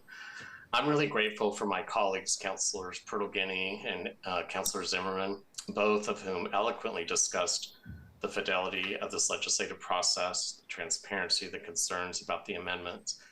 And I also want to thank them, thank them for representing my lived history as well. It was very touching to listen to that part, and thank you from the bottom of my heart. I am a proud member of the LGBTQI community, and I've stood up for their rights for decades, and I've put blood, sweat, and tears into it, and have many stories to explain that. I would have preferred that we have maintained the broader inclusive language of the original legislation as had been agreed to by all the queer counselors, the majority of them on that writing this, but developing a list of who is protected means that we risk excluding groups. And I will move past all that now. I anticipate that we may have to deal with that decision in the future. But for now, I will align with my colleagues whom I trust and I have a lot of admiration for. Again, both Councilors Pertolguini and Zimmerman, they got behind this legislation, and so I don't want to add to any changes or bring up any more political lightning rod issues at this time. And so I will accept the ordinance and the resolution as they are. And I don't want to ever get in the way of justice for those who have been working on it for years. And my spouse has been a member of the trans and non-binary community since high school at Las Vegas High in the 90s. And, I've obviously had firsthand opportunity to understand the complexity of that discrimination. And I've experienced as an ally, the pain of that for years. So I think I was just so in solidarity with wanting to celebrate that. I got confused when thruples and poly was introduced at the last second without any warnings. So I just had to get my voice out again since I was discussed quite often on the 25th. And I thank you for listening to my experience and my point of view on this topic. I really appreciate it. Thanks. Thank you, Councilor Ryan. Councilor Pertolguini. Thank you, Council President. I try not to speak on second readings, but I had a few members of the LGBTQIA2+ community specifically reach out and ask when we were going to do this and when we were going to protect rights. And I realized that through some of our important debate when this was up on first reading, we might have lost sight of some of what we're doing and why it's important. So I'd like to ask you to indulge me in taking just a minute to remind us. By passing the package today, we are eliminating outdated code that has been used to stigmatize and marginalize people for simply existing. It's a win for dignity, It's a win for Portland. It helps us show our community members in the world what we stand for. This package ensures that transgender Portlanders can use public restrooms without fear of criminalization or people second-guessing them. It's a win that could completely transform Portlanders' daily lives. It's a mental health win and a basic human dignity win. It expands civil rights protections so that no family can be discriminated against in housing, employment, or healthcare. We modernize our definitions of sexual orientation so our non-discrimination code protects people as we understand ourselves and not as outdated language once described us. Through the resolution, we make it clear that Portland will not ever use city resources to help other states punish people for accessing healthcare that is legal here in the state of Oregon. It's a healthcare access win, a provider protection win, and a family security win. At a moment when hundreds of anti-LGBTQIA2S+ bills are moving across the country, we are saying clearly that Portland is not neutral. We stand with families seeking safety, with providers delivering evidence-based care, with members of our community. With this package, we are reinforcing Oregon's broader commitment and Portland's very clear ongoing commitment to equality and to continuing to be a leader on basic rights and freedoms that frankly every city ought to be guaranteeing its residents. I often say that I want Portland to be a place, the best place to raise a family. And when I say that, I mean every family. With our votes today, colleagues, we are taking one more step. It's only one step, but an important one, to make sure that Portland is the best place to live for all families, not just some. And I want to make sure we ground ourselves in that. Thank you, Council President. Thank you, Councilor Bertolini. Councilor Murillo. Thank you, Councilor Dunphy. I'll be very brief. I'm really grateful that we're here at this moment to pass this legislation. And I know a few of our council offices were approached to carry on this policy. And it's actually been transformed over time by a lot of people on council who care about this issue, regardless of identity, because at the end of the day, our wins are shared together. If someone is harmed in the community, it is harming all of us. And solidarity and true liberation means that we are all standing side by side in this moment. I want to thank some of the early writers who had worked on this policy, actually. Most people don't know Councilor Dunphy had worked on some of that language early on. A lot of us were approached to take that on, and then ultimately Councilor Koyama Lane and her fantastic staffer, Aubrey. I want to give Aubrey special flowers in this moment because they have been working on this policy for many years and really, brought us to this moment today when some of us didn't have the fortitude to pick it up and to push it forward. And so that's happening because of that labor, and it is acknowledged and it is respected and it is cared for. So thank you for that. And I am grateful for the amendments that we passed. Obviously, no community is a monolith and there may be some disagreements, but I think that those amendments will add additional protections for folks who needed to be named, and especially within the queer community, different types of families that are not always, don't always fall under the nuclear family for our communities, because we are sometimes ostracized from our families. So I really appreciate all of us having those hard discussions, coming together to pass this, and thank you everyone for getting us to this moment. Thank you, Councilor Murillo. Colleagues, seeing no one else in the queue, Keelan, can we please call the roll?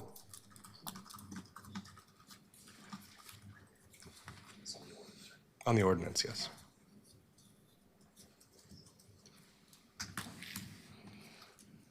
Avalos. Aye. Smith. Oh, absent. Cannell. Aye. Bertolini. Aye. Ryan. Aye. Koyama Lane. Aye. Murillo. Aye. Novick. Aye. Clark. Aye. Green. Aye. Zimmerman. Aye. Dunphy. Aye. The ordinance passes with 11 yes votes and 1 absent. Can we please call item 9? Item 9, 2026-074, declare the City of Portland will defend the rights of transgender people and all of the LGBTQIA2S+ community. Thank you very much. colleagues to discussion of the resolution, which we have also talked about previously, but Councilor Koyama-Lane. Thank you, Council President. I won't take too much time. My team has a North Star written up in our office on the whiteboard with these questions. Who did we talk to about this? What did they tell us? How was that reflected in our work? Thank you to everyone that talked with us. Thank you to the co-sponsors of this package, to all the staff who work, the council staff who worked on this legislation, especially Luke and Devin. Thank you to the city professional staff who worked on this package over the years, Michelle Rodriguez, former head of staff for Commissioner Maps, Ann Milligan, senior deputy attorney, Chief Bob Day, Lex Yakushowski, senior policy analyst with the Office of Equity and Human Rights.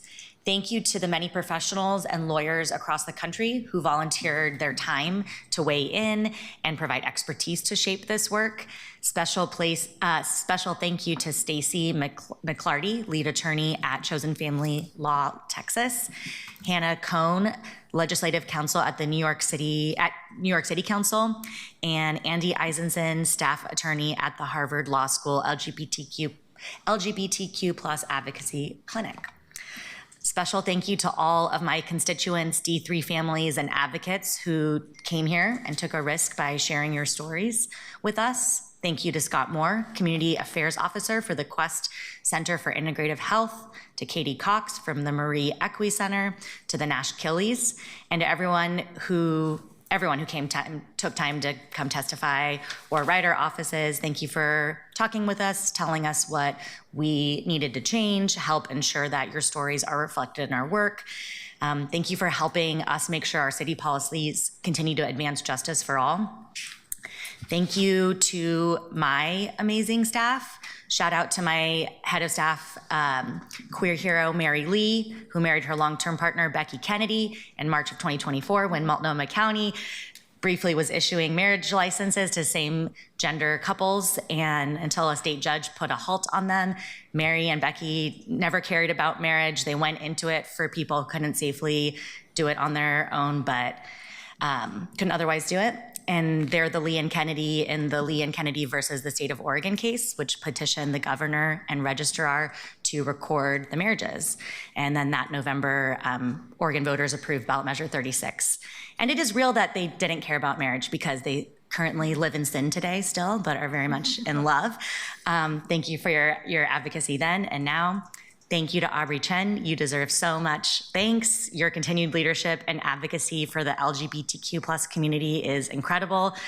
You've been working for years on mental health equity, leadership development, transgender equity. Through your work on this package, our team has seen up close just how much you've invested in strong, meaningful relations throughout the community. You're so important in the community, and you're an incredibly important part of our team. Aubrey's asked me to dedicate her work on this package to Cecilia Gentili, who passed away 2 years ago unexpectedly. Thank you to all the advocates who've paved the way and are no longer here with us. And Aubrey, thank you for grounding our team in the words of Marsha P. Johnson. There is no pride for some of us without liberation for all of us. Thank you, Councilor Koyama-Lane. Councilor Canal. Thanks. I'll keep this brief, but I'm proud to be a very, very small part of this moment of helping make a big step to protect protections and rights for the LGBTQIA2S+ community, both with the ordinance and with this resolution. The only other group that maybe it was mentioned earlier that I wanted to make sure got shouted out in this, in addition to Lex and Aubrey and Ann Milligan and Michelle Rodriguez, was the City's Queer Alliance Employee Resource Group. I know they were very heavily involved in this as well. Today we make clear that our city will remain a welcoming, affirming community where everyone can live authentically and thrive, and I'm happy to be a part of it thanks to all of the sponsors. Thank you, Councilor Canal. Councilor Zimmerman. Thanks, I appreciate that this is coming today. There's the saying, nothing about us without us comes to mind. I'm reminded, and I'm sad that Councilor Smith had to step out for a second, but I'm reminded just in terms of how these types of resolutions, they evolve over the years, right? With the topic or sometimes the threat of the day, of the era.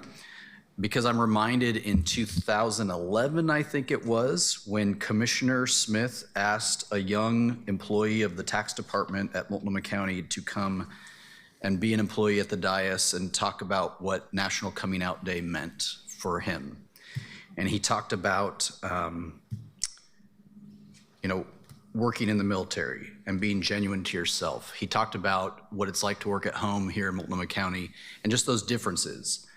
And when Councilor Smith gave me that opportunity to highlight, we were in a different conversation back then. We were still in the fight only, it seemed like at times, for marriage or for employment, right? I was a product of the Don't Ask, Don't Tell policies at the Department of Defense.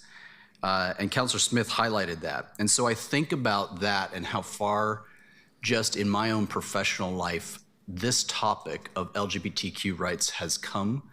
It is rewarding to now be a co-sponsor and author on this side of the dais.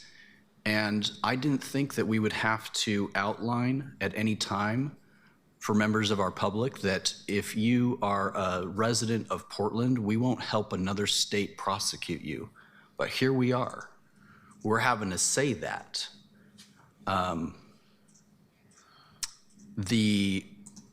It's incumbent upon you and the press who are covering these items to listen to the words that came out of Councilor Pearl-Guinea in the last item and listen to the words and talk about the substance, the main effort, the main thread of what these different resolutions and ordinances do. It's easy to pick up on one sentence, but talk about the whole.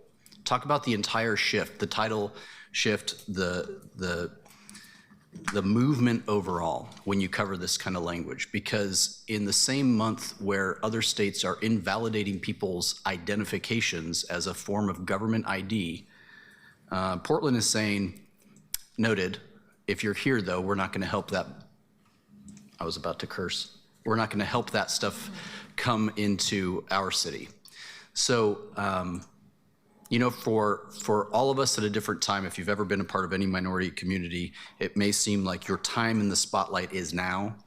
I think that the old idea of it gets better is not lost on me. It's not as cool as it was 10 years ago, but it sure certainly still rings, is that it does get better, and that your time in the spotlight of the society spotlight, which is usually not a great thing, will move on. And I think that these statements at places like the city of Portland are important. And now that Councilor Smith has walked back in, I'll just nod to her and say thank you for our efforts in 2011 at National Coming Out Day. I look at these as an extension. These are a natural evolution. And I am thankful to all of you because I know you're all going to vote to pass this. So thanks to that, and those in the staff who I've called out previously in this discussion, again, thank you for your work. Thank you, Councilor Zimmerman. Councilor Ryan. Yes, first of all, Councilor President Dunphy, thank you for holding off this vote so I could be present to actually vote on it. I do appreciate that. This movement, and Councilor Zimmerman reminded me of this, really took off when people did start coming out. I don't think a lot of you maybe know this, but it was so unsafe to be out in the 60s and 70s, and even in the 80s. And my friend, who, rest in peace, Rob Eichberg, and his friend Gene O'Leary started National Coming Out Day in October 11th, 1988. The first one was, actually the first one was 1987. The first anniversary was something I attended in 88. And it was a simple act of love. And it was encouraging people when they go home for Thanksgiving to start telling the truth about who you're dating.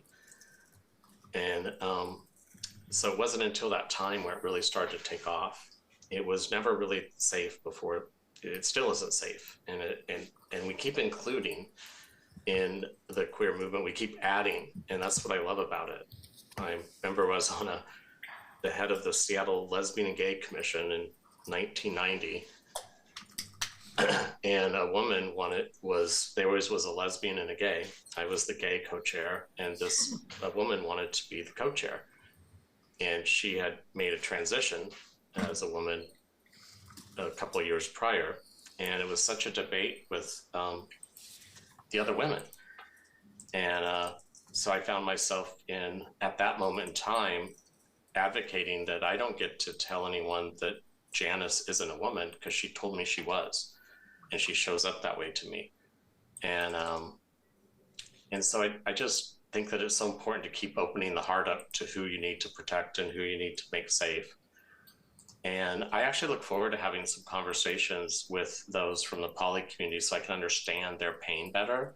I thought the testimony that we listened to at Council After Dark, albeit what's happening right now moment, it was very, the couple of them were really poignant.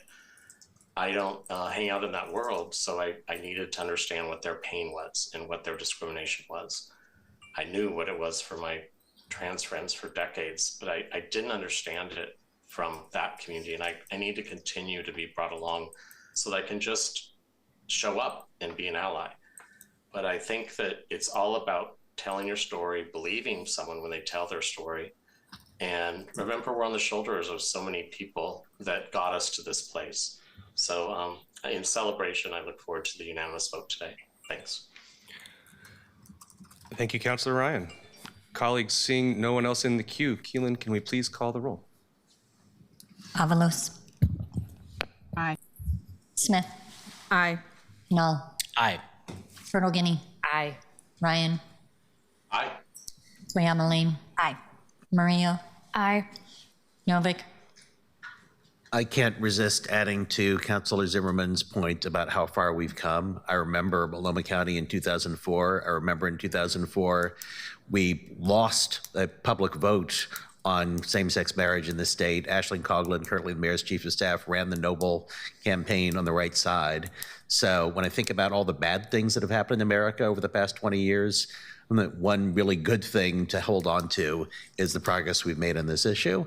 Oh, and by the way, Councilor Cleameline, as an old guy, I appreciate anyone ever using old-fashioned phrases like living in sin. Aye. Clark. Aye. Green. Aye. Zimmerman. Aye, aye, aye. Dunphy. Aye. The resolution is adopted with 12 yes votes. Colleagues, I am going to give us a 10-minute recess so that we can stretch our legs. We will be back at 11:35. Please be prompt. Thank you.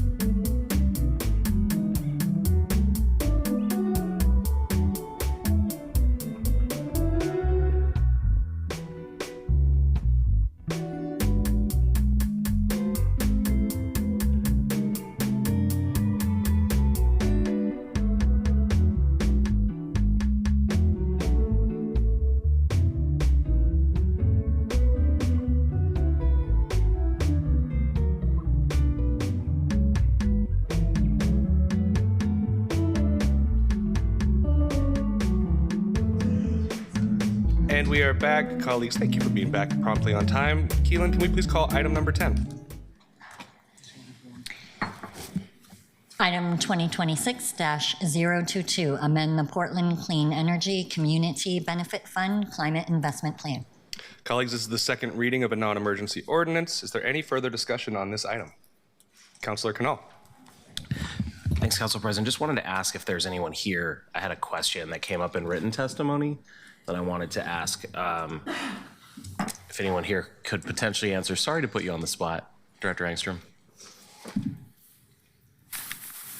Good morning. For the record, Eric Engstrom, Director of the Bureau of Planning and Sustainability. And also note that Sam Barrasso, PSF Program Manager, is online on Zoom, I believe. So if the question is technical, he may be the best person.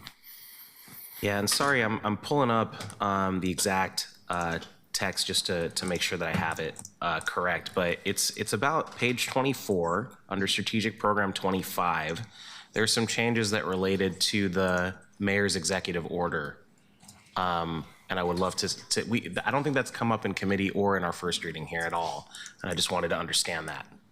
Correct, yes. There were a number of changes, and we've been working with the city attorney over the last year, as many of you know, to implement mayor's executive order. The primary impact on PSF is that the definition of priority populations that we work with in that program has been flagged as something to look at, and we have amended that definition within the CIP to comport with our current understanding of the law. Okay, so I see that there's an amendment that strikes a couple pieces here or there, but then there's also a removal of the entire section on program-specific workforce and contractor equity considerations, which includes the Equity in Contracting Program, Apprentice and Workforce Diversity Program as well. And then there's the definition you talked about. So, but I don't see any new text added. So is that actually an amendment?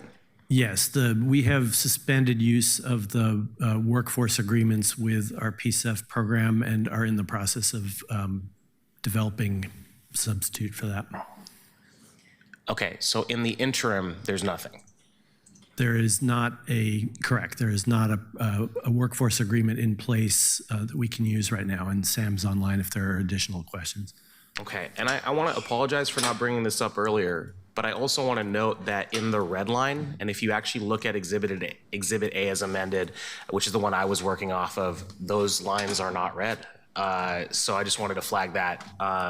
Might have come up a little bit earlier had that been in the update. I think it might have been in the original version correctly. But I would love any clarity if Sam has it. So as Director Engstrom just shared there, and Councilor Connell, you're regarding clarity. Oh, Sam, introduce yourself for the record, please. Apologies. For the record, my name is Sam Barrasso, Program Manager for the Portland Clean Energy Community Benefits Fund. Council President, Councilor Connell,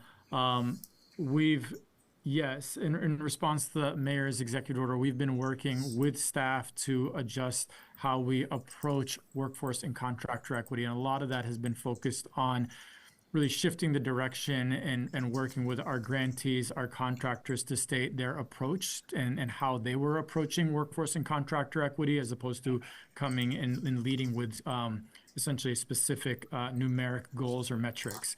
And so it's something that we're continuing to work through, and we expect to work through with our High Roads Advisory Council as well as the PSF Committee as we tease out what it means to have a different framework for managing that.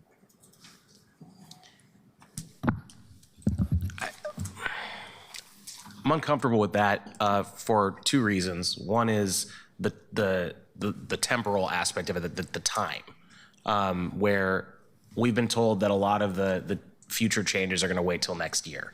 So what is the timeline on this? And that might address the first of my two concerns.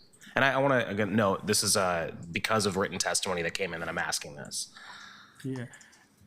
Councilor Canal, it's going to...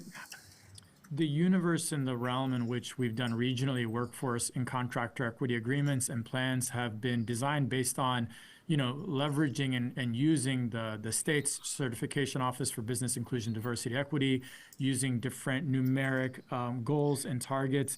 And so we have to sort of step back with our partners and broadly take a new look and reevaluate our approaches for doing that. So it isn't, I don't have a direct answer to that because it isn't a singular it isn't a singular thing related to just PSEF. It's a regional challenge. It's a challenge more broadly at the city as a whole that we're going to be negotiating. We're certainly tackling that right now as it stands. We just had a retreat with our High Risk Advisory Council last week to tease out how we're going to be moving forward and negotiating that. In the interim, our work is it is more tailored with each of our grantees and working with them to make sure they're thinking through their strategies, how they do their outreach. But in terms of, and our reporting remains, we still capture our reporting in our data, but in terms of having those clear numeric targets that we used to have, we've got to come back to the drawing board on that, and that's going to take a little bit of time in working with our partners in this space.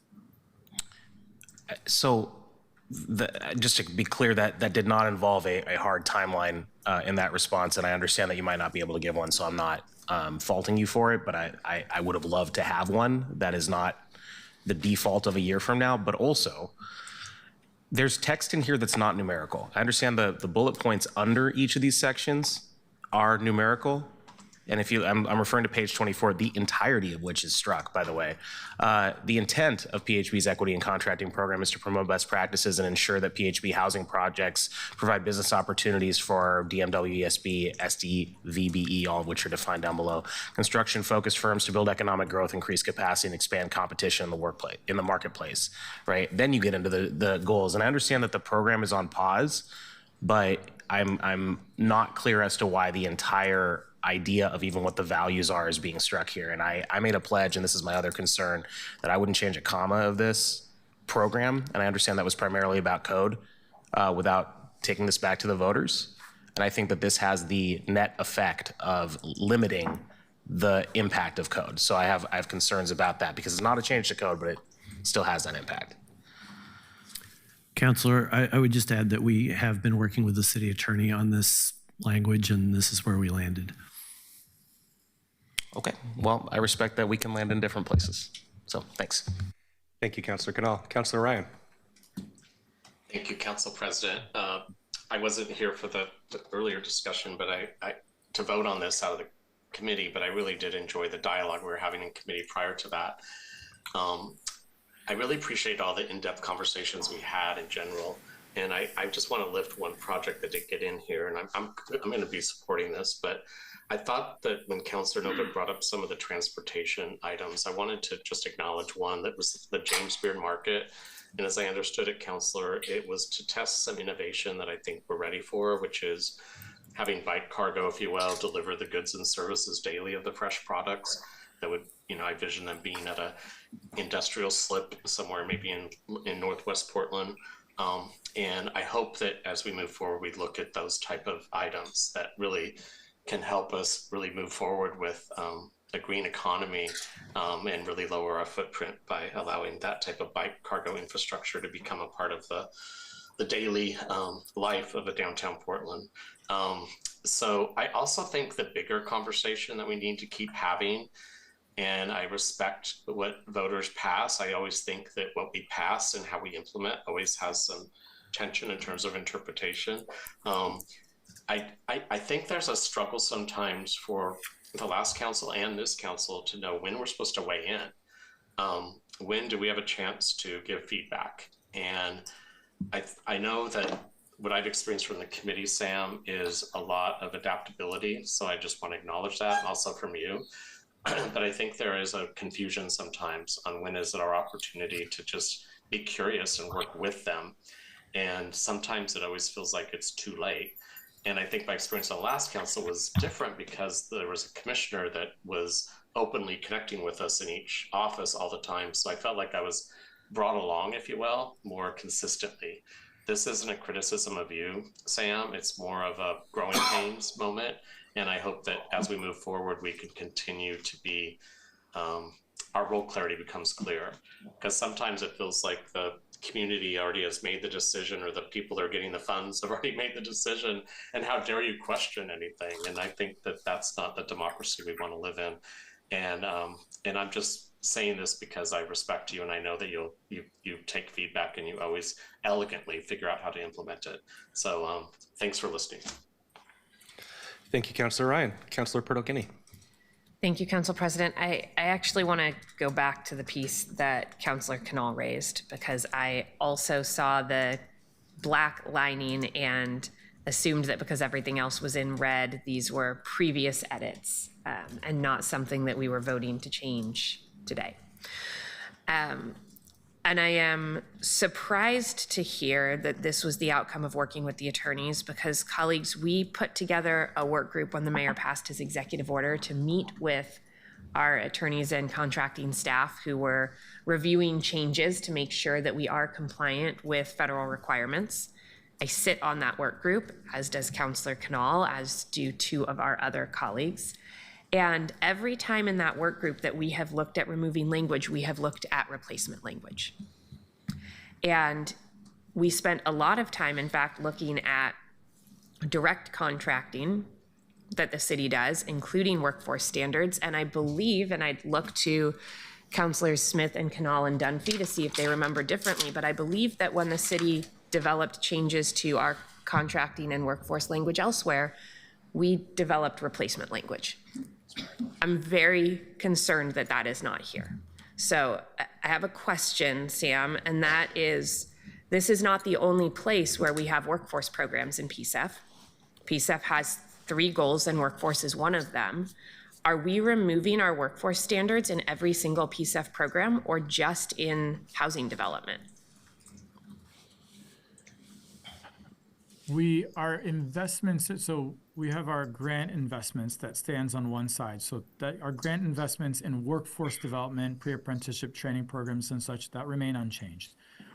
When we make investments in infrastructure and those investments are going to have workforce or contractor equity standards, those are effectively being pulled back. Now, our wage criteria still remains, our prevailing wage criteria still remains, but what is getting and actually, we are still maintaining our apprenticeship criteria in everything. But what is getting pulled back across our programs is essentially having these numeric goals and targets. And so that's the space where, that's the work that we're doing to figure out what comes after that. We don't have that with certainty, with clarity right now. That's the work we're doing with stakeholders to say, okay, now that this particular tool is off the table, how do we approach that without numeric goals? And have you asked for recommendations from our city procurement staff and attorney's office who have been working through the project of making sure that our language broadly is in compliance with federal requirements? Because they do have alternate language. We have been working with the city attorney's office, including on this. I think here, and in particular, a specific place with the Housing Bureau that folks are honing in on, they're just, Housing Bureau will still have their programs they administer and their policies they hold in place. A lot of what we had done was capture and mirror what their language was, and since they're working to adjust that, we don't have their replacement language, and so we removed the older language until we figure out what they're doing there. So I want to name sort of with the Housing Bureau, it was a recognition that no longer was relevant, but we don't have that replacement yet. Elsewhere, that was in collaboration and working with the city attorneys that flagged that particular piece. Elsewhere, we have gone through our workforce and contractor equity criteria and have been in those conversations with the city attorneys around how do we maintain that, but we still haven't fully landed that on the other side. Okay. I'm struggling to understand how we have that in other parts of the city, but they haven't been able to share it with you for PSEF. Mr. City Administrator, when do we expect the disparity study that the City of Portland is a part of to be complete? I'll have to follow back up with you on that date. I'll get something to you before the end of today when Okay. we're expecting to have that. And would that disparity study, this language is about programs within the Portland Housing Bureau, will that disparity study provide information that if the outcomes show that there are individuals within our community, populations within our community that have historically not had opportunities, and therefore we are legally allowed to prioritize opportunities, would that apply to the Portland Housing Bureau work that is being funded through PSEF?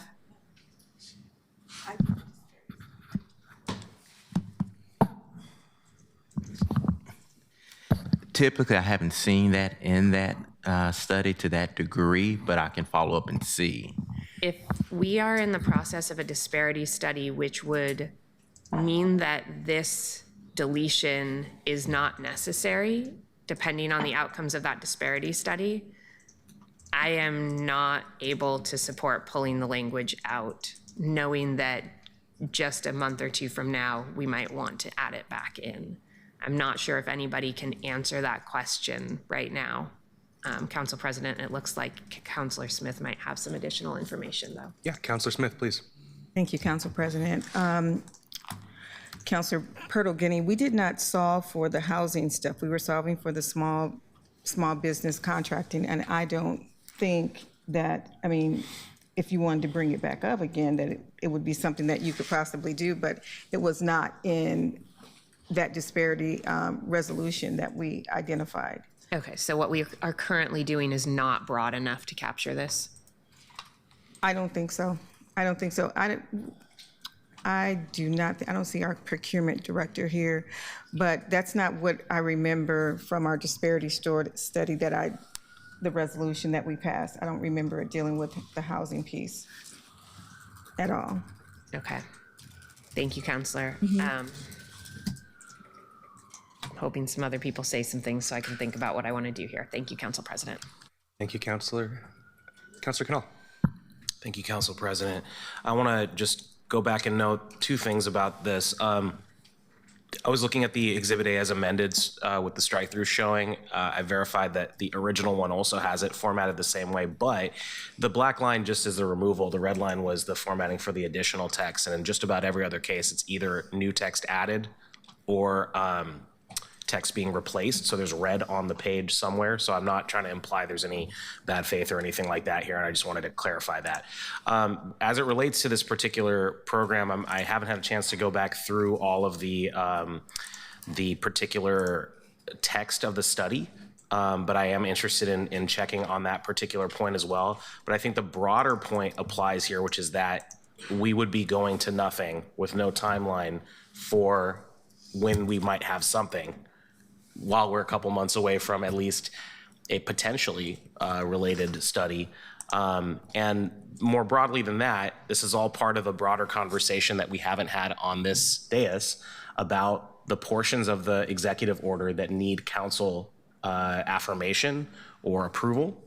I think my approach to the executive order has been, you have administrative rules. The administration has control over administrative rules. We're going to give our advice, and I appreciate the conversation there, but that it's different when it comes to, in particular, code, but even this, which is something council has to approve. And this is where the broader concepts about complying in advance with the federal government become super relevant. And I think that's a conversation that we need to have. And I want to appreciate Dr. Thompson. It's a third written testimony on the page, if you go to it, that brought this up in written testimony, because I think it's fair to not just look at this as a purely nuts and bolts and dollars document, but also as a statement of how we are engaging with this particular type of work in housing specifically. And right now, we are sending a pretty clear message, and I'm not very comfortable with the message we're sending. And I understand the need to remove some of the numerical pieces, or at least the perceived need to do that, but there are other parts of this that do not necessarily, like, for example, PHB is dedicated to equity in contracting is removed. The rest of the sentence, and workforce goals for minority, women-owned, and emerging small businesses on its affordable housing projects, I'm not sure if that even needs to go either, but PHB is dedicated to equity in contracting had to go. I got problems with that. Thanks. Thank you, Councilor Canal. Councilor Green. Thank you, Mr. President. Thank you, Councilor Canal, for raising this issue and catching that written testimony. Thank you, Councilor Pirtle-Guinea, for your line of questioning as well. I'm deeply uncomfortable voting on something that just scratches all this out at this point. I'm trying to think about what the best procedural way to address this, and I don't think we should try to amend this on the fly. I think that we should hold this over or do something to sort of schedule it out so we can fix this language so that we can amend it and take it for a vote. That's my proposal, just procedurally. I'm not making any kind of a motion, though. Can I do a point of information? Because this actually relates to your line of questioning last week, Councilor Green, that I understand was because of a procedural reason that we were not allowed at that moment to divide out a portion of the underlying.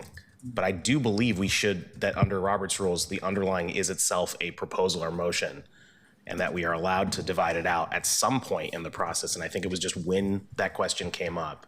But I think to avoid having the whole thing held up, it might be worth pursuing simply separating out this change for a few and continuing that and considering the rest of it all together.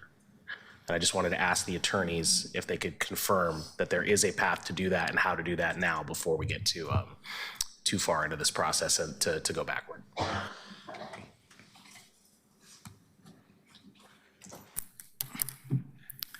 Hi, Robert Taylor, City Attorney.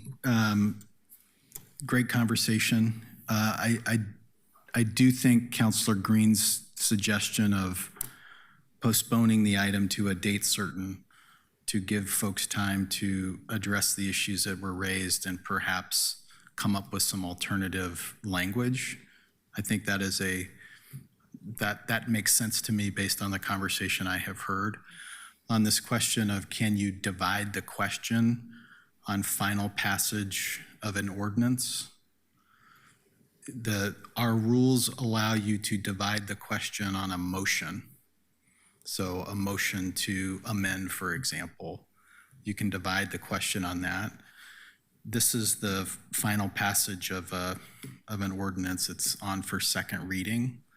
So that you cannot divide. We need to have the thing in front of us so we know what we're passing. If there's parts of that that you do not want to pass today, you can amend it out. So just sever it so it's not even part of the thing that you want to pass today. That's a possibility. There was, it's been a few weeks ago now, I believe, there was a report making some appointments, and you divided the question on that. The difference there, of course, is for reports, we have a motion to accept the report. And on that motion, we said you can divide that because there is a motion pending. For these final passage of ordinance, final passage of resolutions, there's not a similar motion pending to be divided. So if you want, I do think this is a good conversation, and I recognize this issue of just striking language without anything to replace it. I think that is an important conversation. The idea of trying to draft something right here makes me anxious. So I do like the idea of postponing to a date certain so that alternative language could be drafted. Point of order. Councilor Smith. Okay, thank you. So if we do that, is there a way that that this body would want to vote on part of it and get those projects who are on timeline that need to go to permitting to be able to do that? Or are you, I'm just concerned. I'm concerned that we've postponed this. I didn't hear about this last week. This is new information about people concerned about the language. And to me, I'm tired of being a recorder on this, but God dog. I mean, we're trying to get some resources into community, and this would be the fourth week, and I just don't understand it. I've never seen anything like this before. So I think that if we want to change language, we can do that, and we just need to vote on the other part of the report. Just amend it out like City Attorney Taylor said.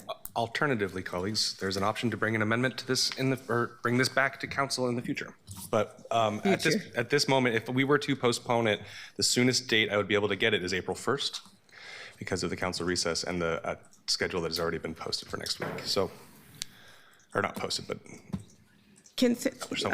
Point of order, Mr. President. Can someone from one of the projects, if they're listening, can they speak to this? Because Sam answered. That's not a point of order. It can't? That's just not a point of order. But Okay. I will get to you in the queue to ask that question. Okay. I just don't want us to make amendment before we talk to the people who it impacts. Okay. Councilor Canal.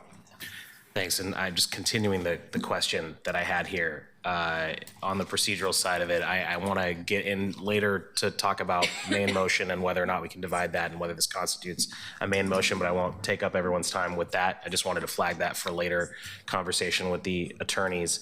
The other thing is that if we amended it out, we would have to take a week anyway. Because that would we would need a third reading on this ordinance in that scenario. So no matter what we do, unless it is simply approving or denying this entire package, we are going to be in another week unless we can come up with something that allows us to emergency ordinance it. So I just wanted to flag that for the future. I see Robert has a response, so.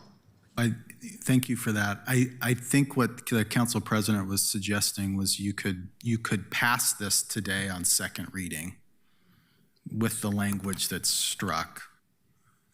So we would have something in place to proceed with. Council could take some time, develop the appropriate language you want to add back to it, and then bring the item back before council and add it at a later date.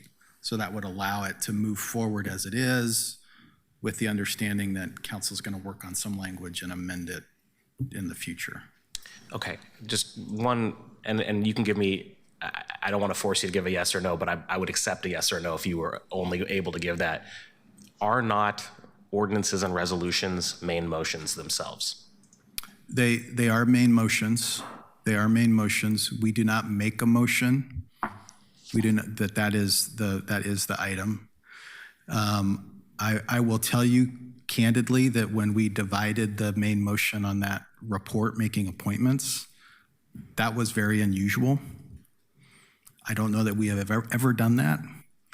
And I think to point to that as precedent to start doing it on final passage of ordinance and resolutions is very dangerous. I think it's especially dangerous to start dividing the question on final passage of an ordinance, because that may very well violate the charter, because it may constitute an amendment to the ordinance, because now you are changing it on the same day that you are passing it. And under the charter, if you make an amendment to an ordinance, you have to wait at least 5 days before you pass it. So I think the risk is quite a bit higher if you are going to start trying to divide the question on the main motion on an ordinance. And that is why I would recommend that you not do that. Yeah, I'm not going to do it today. I'd love to circle back us to the first reading implications of that later, but I'm still going to vote against this as a result, because I think the gap here, this is what happens, right? We say we'll get back to it later, and we, as Councilor Smith always reminds us, we know who is left for later. But I do think it's likely to pass today, and I look forward to working with colleagues on it again in the future. Thank you. And I just want to briefly give an opportunity for DCA Oliveira to clarify. Thank you, Council President. Donnie Oliveira for the record. Apologize for my casual appearance right here, more dressed than Saturday. I just, thank you. I just want to clarify, the language that was struck from the CIP was verbatim taken from a PHB website that was unpublished in October. So essentially that webpage, you can see that hyperlink, not taking anything away from the deliberations about replacing the language. I just want to clarify that it wasn't an arbitrary strike. It was language that was taken down or out of the CIP because it was taken down from the city's webpage. That's the one for one. The verbatim, it was verbatim taken from a webpage that no longer exists on our city webpage. That's why that language was cut. And again, not taking anything away from the conversation about replacing, just want to make sure that was on the record about why that language was taken away. Thank you very much. Councilor Pertle-Guinea. Thank you, Council President. DCA Oliveira, is PHB operating under replacement language that has been developed by our attorneys and our procurement team around how we approach our contracting and workforce development in a way that provides opportunities and is also in compliance with federal law? Is there some replacement the PHB is using right now? We're currently working with procurement and the city attorney's office to reestablish that work. As we all know, they've been focused on other more immediate priorities and responses, but yes, that work is ongoing as well. When do you expect that work to be complete? We'll have to get back to you on the specifics, but we'll get back to you ASAP on that deadline. It seems that this is tied to PHB work, that council coming up with a replacement will leave us in a bind later because PHB will come up with something that is different, presumably, than what we would come up with here. But I'm hearing a number of colleagues, myself included, who are somewhat uncomfortable moving this forward. What I was hoping to propose was that we move this forward today with the deletions and with a commitment from the council president to make time for us to bring replacement language directly to council. I understand that that bypasses the normal PSEF process. I don't love doing that, but I do think we need to get a replacement in soon. But I'm now hearing that we probably need to wait until there's a broader PHB replacement. So I'd like to understand the timing on that before we vote to move this forward. Ideally, what I would like us to do is have that language within the next month, and then Council President, I don't know what your timing is looking like for that April 1st meeting, but I would love to know if you would be willing to have something come directly to full council at that April 1st meeting or the April 8th meeting to replace this so that we can move quickly in getting the changes that PSEF needs moved through our council, but also having a very minimal delay before we get this language replaced. Yeah, absolutely. Councilor, if I may offer this maybe middle ground recommendation, because the original language was verbatim taken from a web page, we could suggest that the next replacement will be the verbatim language from the replacement web page. If that is, an option to contemplate. Mainly the CIP was essentially just capturing PHB's work, and they didn't alter it. It was word for word, and so we're going to replace that language ultimately, and logically that the CIP would reflect that change from the PHB program. DCA Oliveira, do you think that that can be complete within the next month or two, or is that 6 to 10 months out? Not 6 to 10 months out. I'd like to get back to you about 30 days. You'd like to get back to us in about 30 days? No, about if we can do it in 30 days. Okay, so if we move this today, we can expect to see additional language in 30 to 45 days. Yeah. And Council President, you are telling us that you'll bring that straight to council to prioritize moving it quickly once we have it? Happy to. Yes. Okay. I think that provides me the least uncomfortable space possible to move this forward today. Thank you. Thank you, Councilor Purtle-Guiney. Councilor Smith. Thank you. I have a question, Council President. If we move this forward, will that include the amendments that we also have approved, like Avalos 1? Yeah, the amended package, the underlying package will move forward, yes. Okay. That's what I needed to find out. I really urge everyone to support this.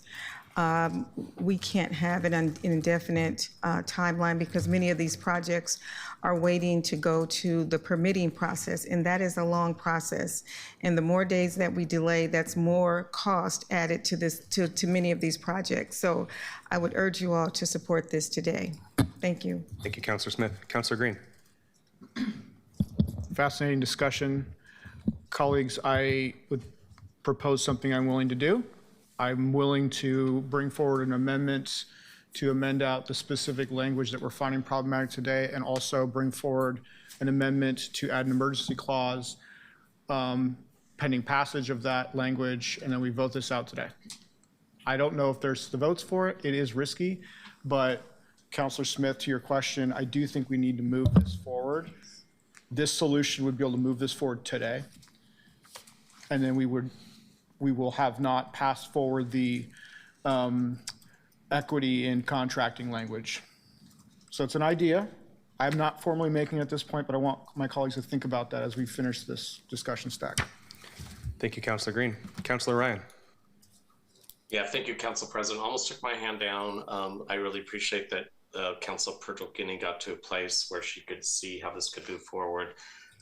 This is our 5th time, just so you know, that this has either been at council or at the committee meeting. And we need to move some dirt, and people need to pull those permits, like Councilor Smith said. So anyway, I look forward to voting aye. Thank you, Councilor Ryan. Councilor Canal. Just 2 quick questions.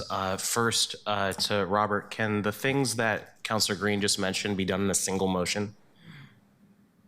Could he move to both add the emergency clause and remove the alterations to page 24 of the exhibit in a single motion? Was he asking to remove the strike-throughs, or was he suggesting that we add some alternative language? It was just removing the strike-throughs. I don't know what that alternative language would be today. Got it. Okay. All right. I thought that was a good idea to have some alternative language to put in there and add an emergency clause so we could pass it today. To your question, you could have a combined motion to amend to remove the strike-throughs and add an emergency clause. That would be a combined motion. Any member, as a matter of right, could ask to divide the question on that motion, so you could vote on the amendment separately than the emergency clause. But that's a possibility. Yeah. Thank you. And then the other question I had was, Councilor Pertle-Guinea raised this, I think, by talking about how a fix to the problem might have to bypass the normal PSEF committee process. But I'm realizing that in accounting for how we got this language, the only groups that have been mentioned so far are the attorney's office and PSEF staff. Was the committee involved in this conversation? Okay, I'm seeing nods from Director Engstrom, and okay, thank you for clarifying that. I think this is an appropriate thing. If Councilor Green would indulge, that I would make the motion that he suggested as a single motion to add the emergency clause and remove the strike-throughs to page 24. And I would hope that we pass this with either 9 votes or don't pass it, so that we know that we'll have the emergency votes in that scenario. Point of information. Is it just limiting to page 24, or is it beginning at the end of page 23? Oh, thank you. Yes. I'm going to be very specific for this now. It is the portions that begin on page 23 of the exhibit with the header program-specific workforce and contractor equity considerations, and go until the bottom of page 24. So it would still have the other strike-throughs that exist on page 23.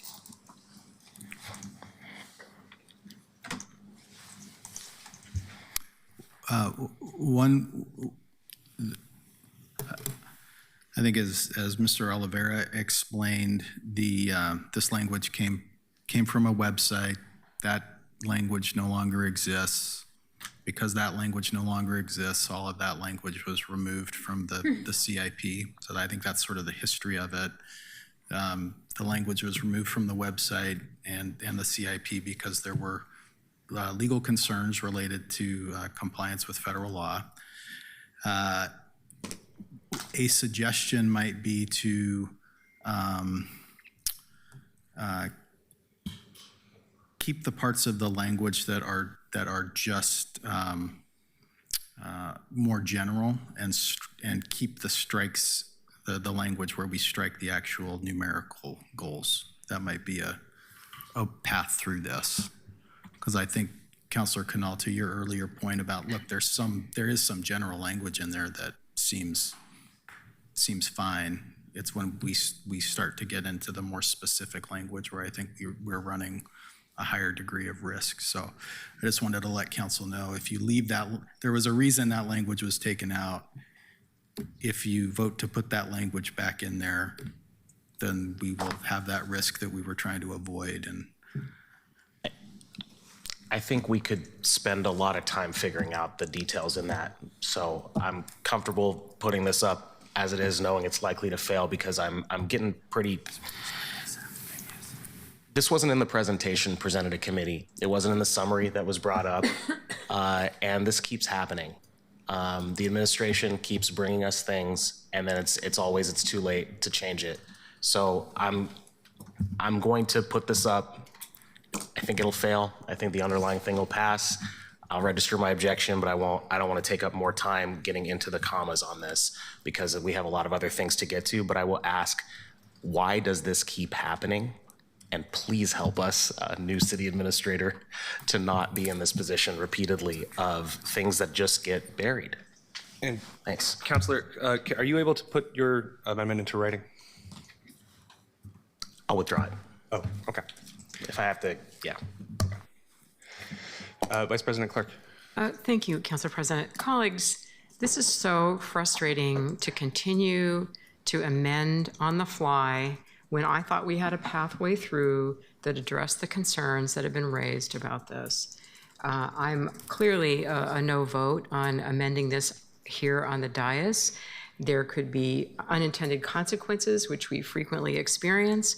So I would urge us to not amend at this point, to forge ahead. I thought we had a pathway, and we'll come back in 30 to 45 days and fix this thing.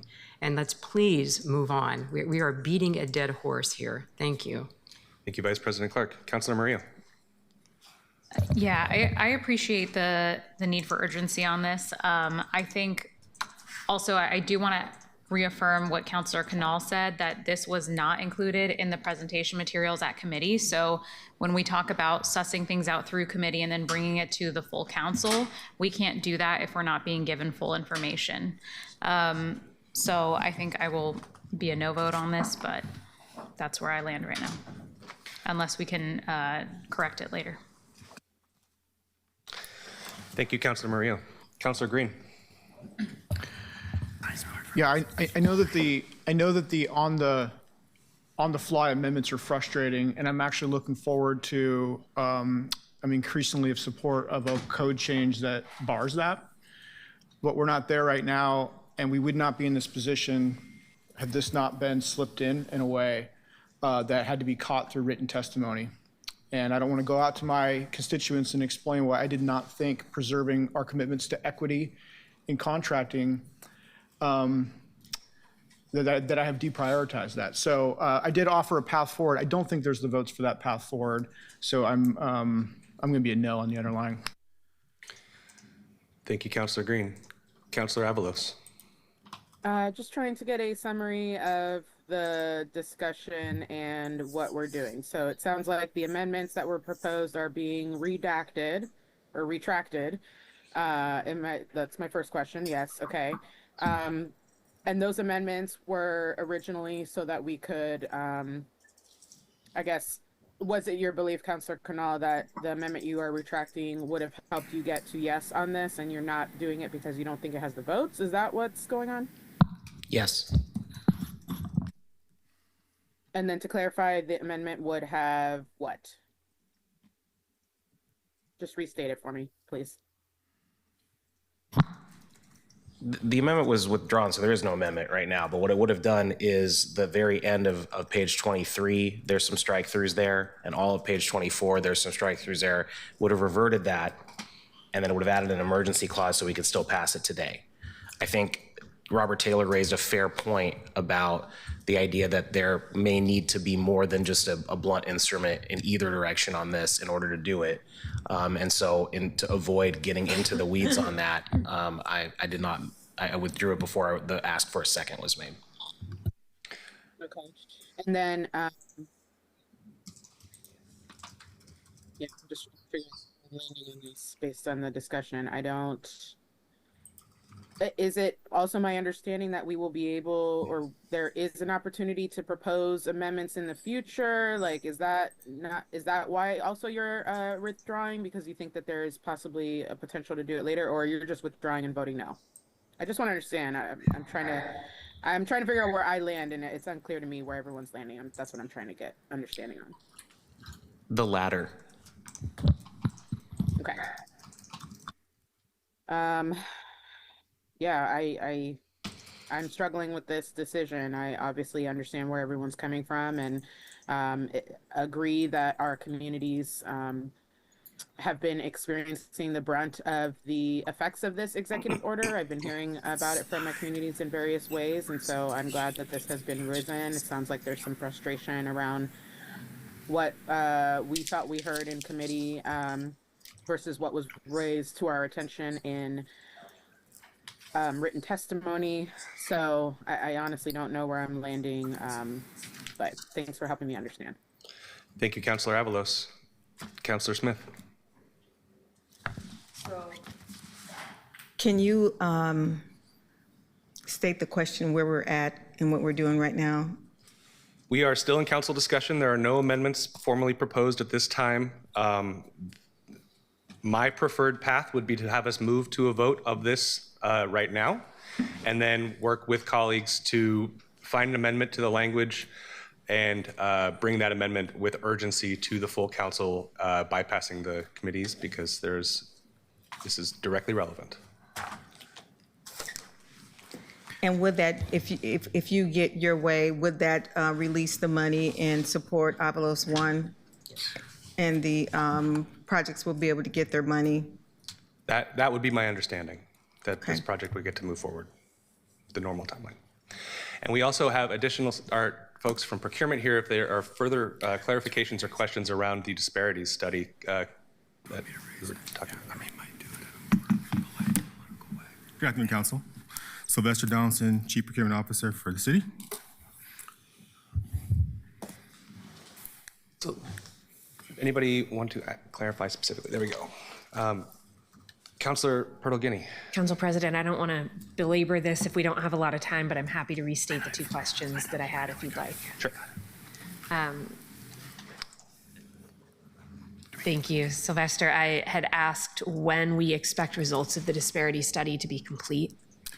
The staff has already engaged with the potential vendor, which is Keen, and they're estimating it should be early fall at the latest.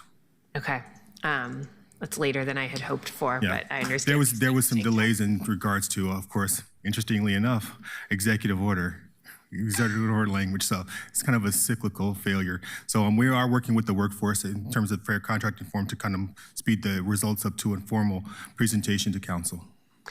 And part of the language that we're looking at right now relates to workforce, which of course is not part of the disparity study, but part of it relates to equity and contracting language that was previously a Portland Housing Bureau standard. Mm-hmm.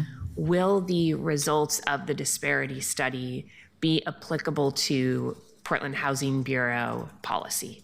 Meaning, if the disparity study finds that there have in fact been disparities, which would allow for us to ensure that we work with populations who we have not previously provided opportunities to, would that apply to PHB, or is for some reason PHB not included in this disparity study?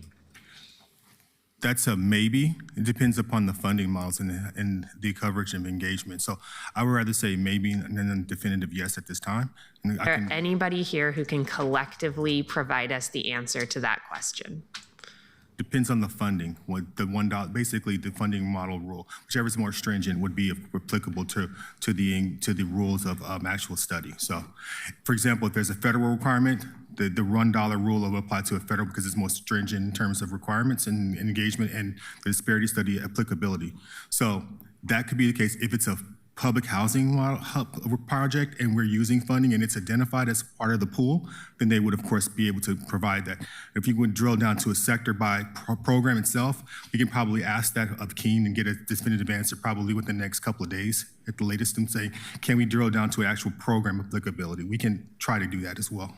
DC Oliveira, are you able to tell us in one sentence or less what the funding streams are that this language applies to so that Sylvester can answer that question? It can be PSEF money, of course. It could be resources from STR, short-term rentals. It can be resources from housing bond. It's anything that the Housing Bureau puts towards contracting for housing projects. But that can be included. I can find out from Keen if that can be drilled down to the programmatic level as well. instead of just a general pool in terms of workforce or contracting to be drilled down by program as well. I can ask for that as well.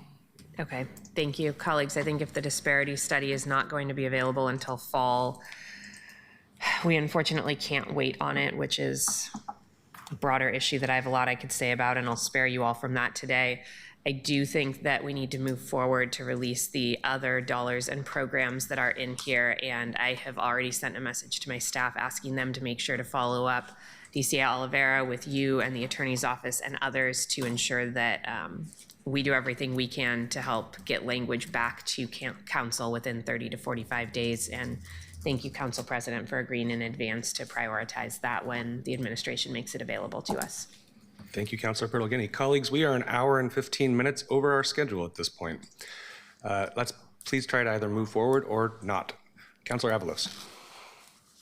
Yeah, I think we should move forward. I plan to support this. It sounds like we have a plan to get some amendments in the future. We've got to deal with all of the structural problems later, but let's not delay getting these dollars out.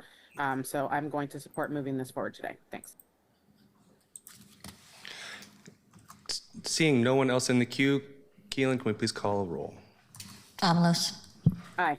Smith. Aye. Canal. 45 days from today is April 25th. No. Pirtle-Guinea.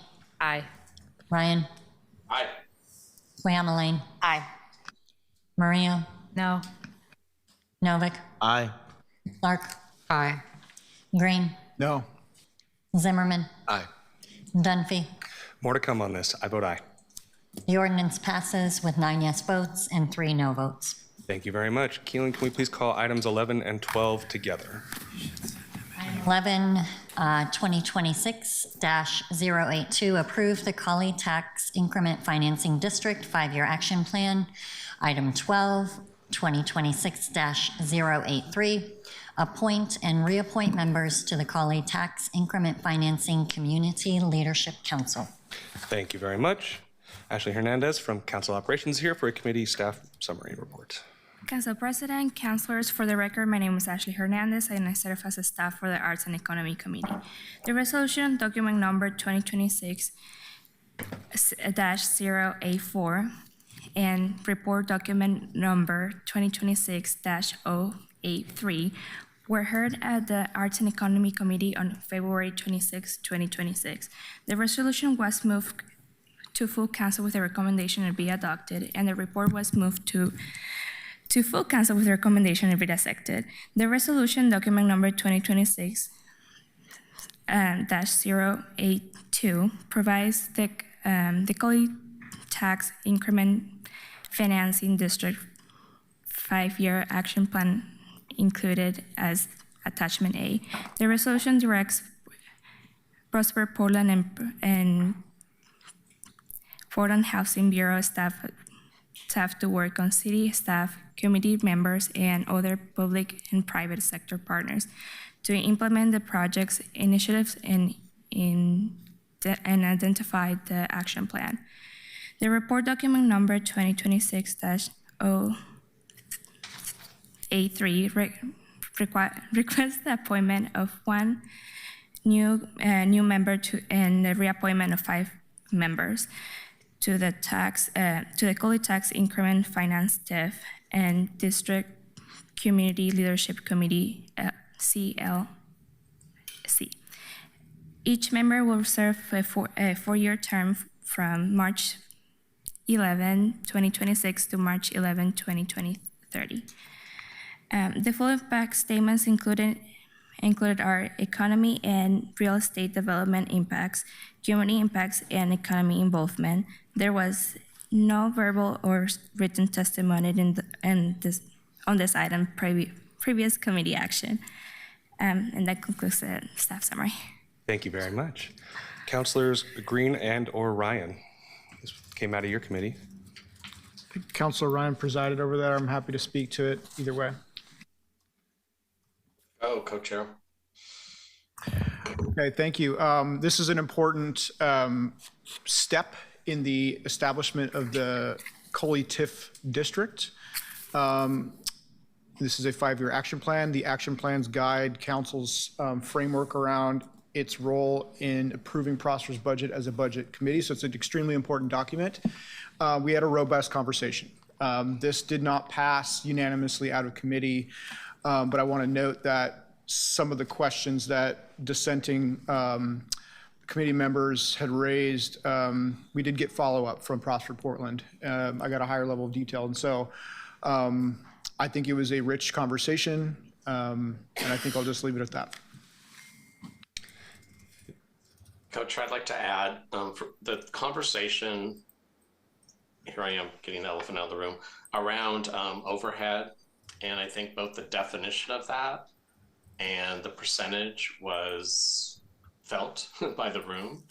And I think, like some of our discussions earlier, there is a big picture dialogue about that, because I think it's somewhere between, this is more of a hunch because we didn't really dive as deep into it as I thought. Maybe Councilor Co-Chair Green, you got some feedback on that you could share, if in fact that's the the rabbit hole I'm going down that you discussed.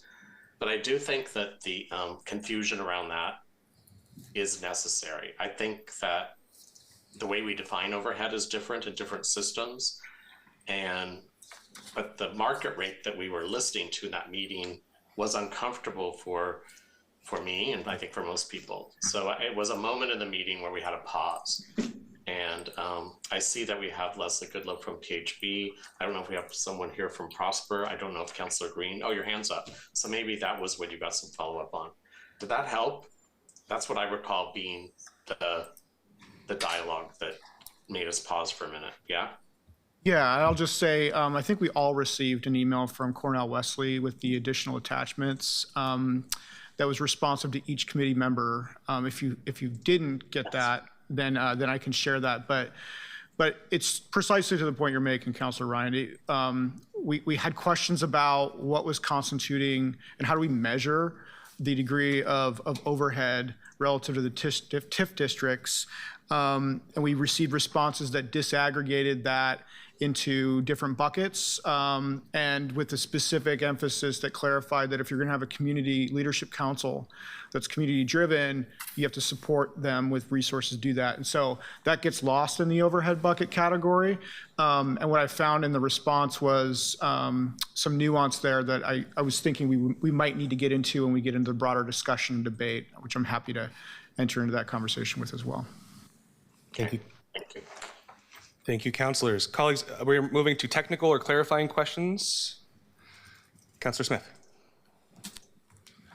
Thank you, Mr. President. I was wondering if we, in terms of answering that question and what is the definition, could we have either Leslie or Cornell give us that, come up to the mic and give us that definition from a technical standpoint?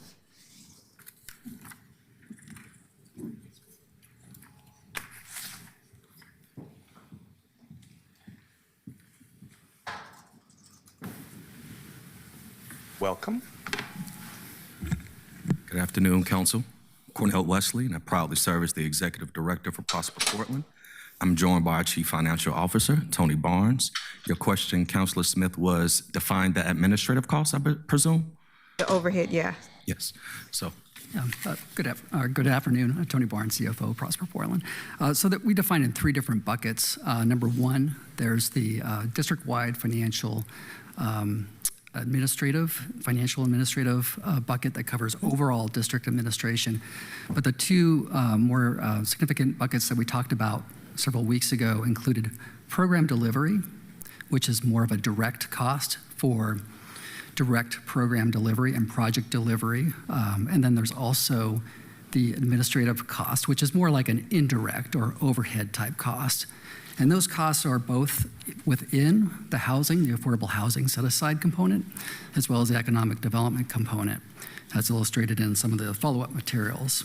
And those percentages are approximately 14% for Prosper Portland and PHP combined for program delivery, and 13% for administration. Now, these are estimates and forecasts over the 6-year period.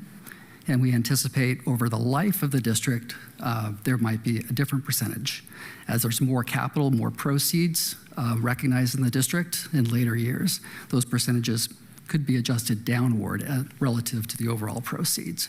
This recognizes a more conservative forecast. Okay, so you're saying there's a possibility that that 14% could go down? That's correct, Councilor. Okay. There are estimates. Okay, thank you. Thank you, Councilor Smith. Councilor Canal. So are we discussing both of these together? We have both items up open at the same time, and we're in technical questions. Actually, let me just verify. Has anyone signed up for testimony? Okay, we are still in technical and clarifying questions at this point then. I'll wait. Okay. Councilor Green? Thank you. Just because we have Tony up here. So this is the first 5-year action plan. So we're in the early stages of the ramp period. So would you say it's fair to characterize that we should normally expect there to be a higher percentage of kind of direct or indirect overhead in that sort of ramp period relative to further into the 30-year period? Yeah, thanks for that question, Councilor. We can define it in 3 different phases over a 30-year period. Over the first 5 to 6 years, there's often a higher, more intensive amount of staff and administrative involvement and less resources in that time period. Over the mid-period between year 6 and say 25, there might be a lower percentage, and then the closeout period, again, higher as we're closing out the district. Historically, when we looked back at this question, over a 20-year period approximately, averages have been about 25%, and that includes all direct program delivery and administrative type costs, indirect type costs for administering the entire district, both for all types of projects. That ranges from both more capital intensive to more neighborhood type plans. It ranges depending on the level of volume of transaction and other activity. Thank you, Tony. And I asked that, colleagues, because I wanted to level set that this is a normal practice when you are scaling and ramping something, you have to sort of nurture the infancy of the project. We want to execute for the community that CLC is trying to serve. And so that is a technical question, and at that point, I'll shut the heck up. Thank you, Councilor Green. Councilor Ryan. Thank you. I'm hoping this will continue to help. But I think that the dialogue that just took place between Councilor Green and the good folks from Prosper satisfied that. I will just say that my experience in building something big is that the overhead goes down as you move into implementation, and some systems call it research and development phase. So just know that the more I listen and the more I read the email, I'm satisfied with what we're talking about, but also glad that we're daylighting this so the community understands it going forward. Thank you, Councilor Ryan. Keelan, can we please call our public testifier? Clarence Larkins.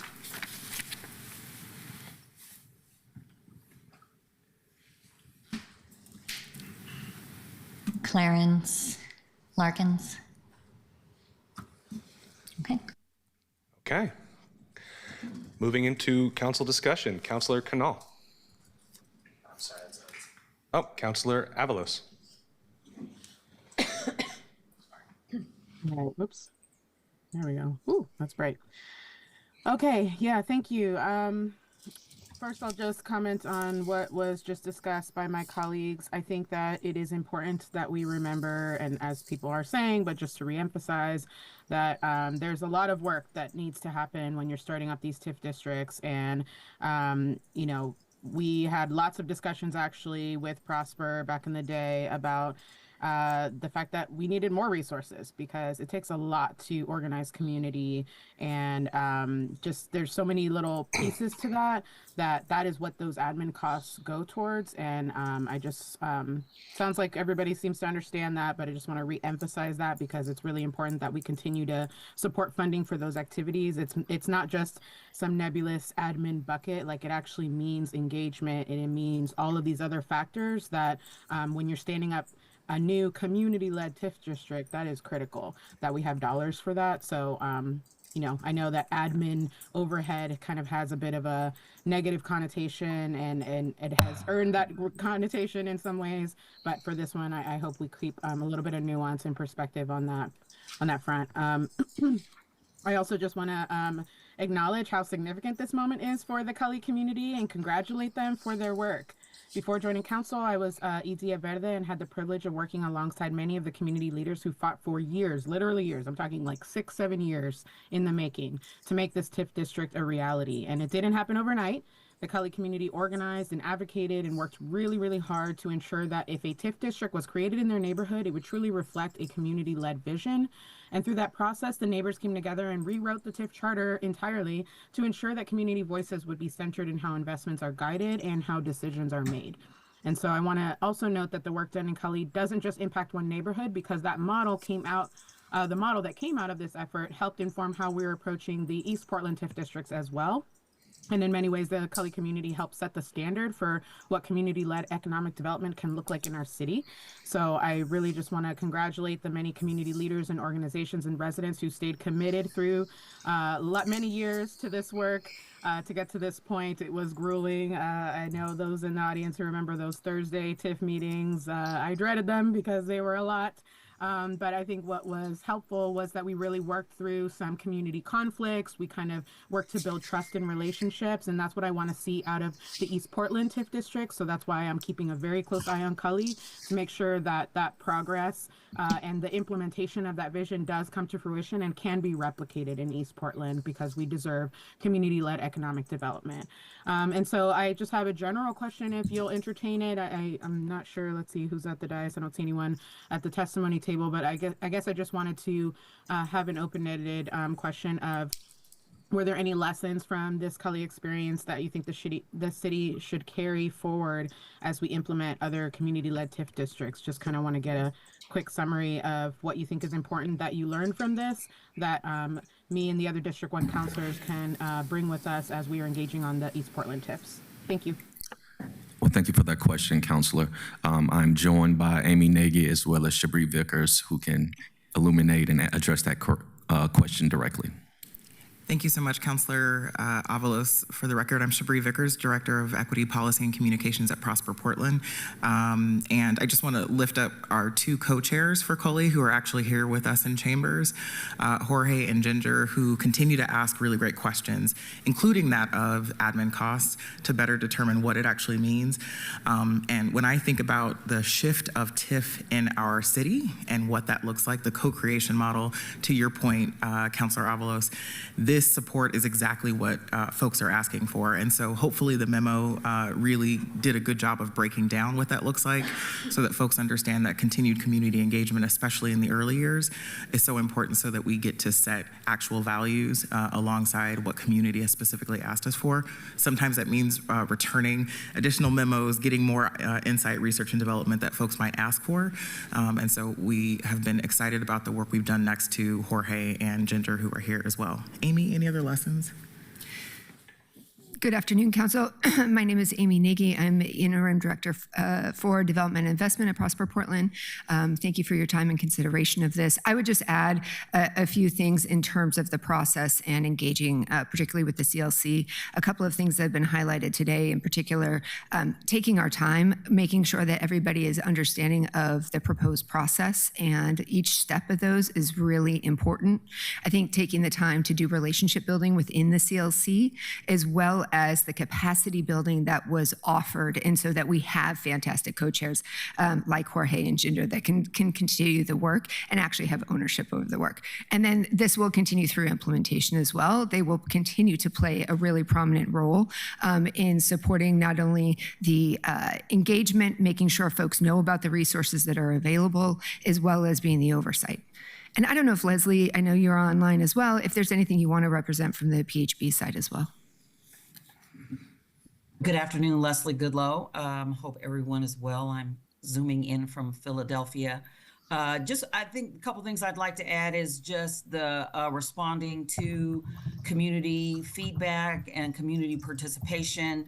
We included a line item around the mobile home parks in our allocation for the first 6-year plan. It's actually 6 years, not 5 years, because this year is almost over, as well as redistributing funds into land banking based on feedback from our home ownership partners, Proud Ground and Habitat for Humanity and NAIA and others. So those are the two things that I think we'll include up front as opposed to at the end.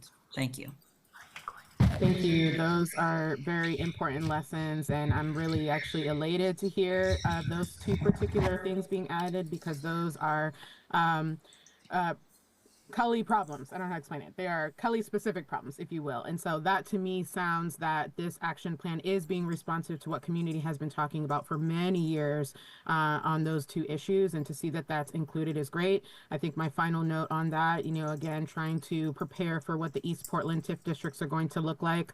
That colleagues, we need to consider what it looks like to fund these efforts, not just across Prosper, but all these bureaus, right? East Portland desperately needs the resources to do the kind of community engagement so that we can build these plans in a way that feels informed by the community. And for East Portlanders, that admin money includes childcare. It includes interpretation, it includes food, it includes conflict mediation. Trust me, lots of that has to happen when you're working in community.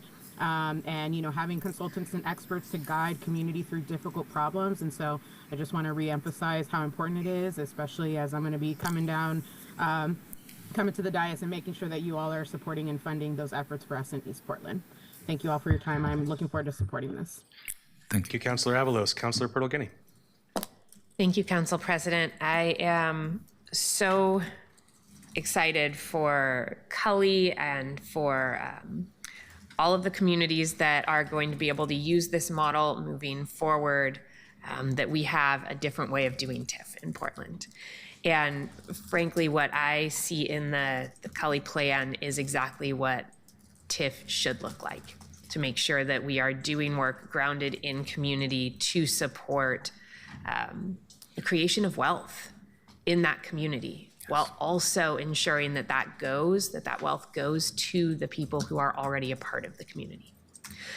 I want to thank the co-chairs who are in the back of the room. I'm not going to make you come up, but I want you to know how much I appreciate the many hours that you have put in guiding your committee through this process and standing up for your community.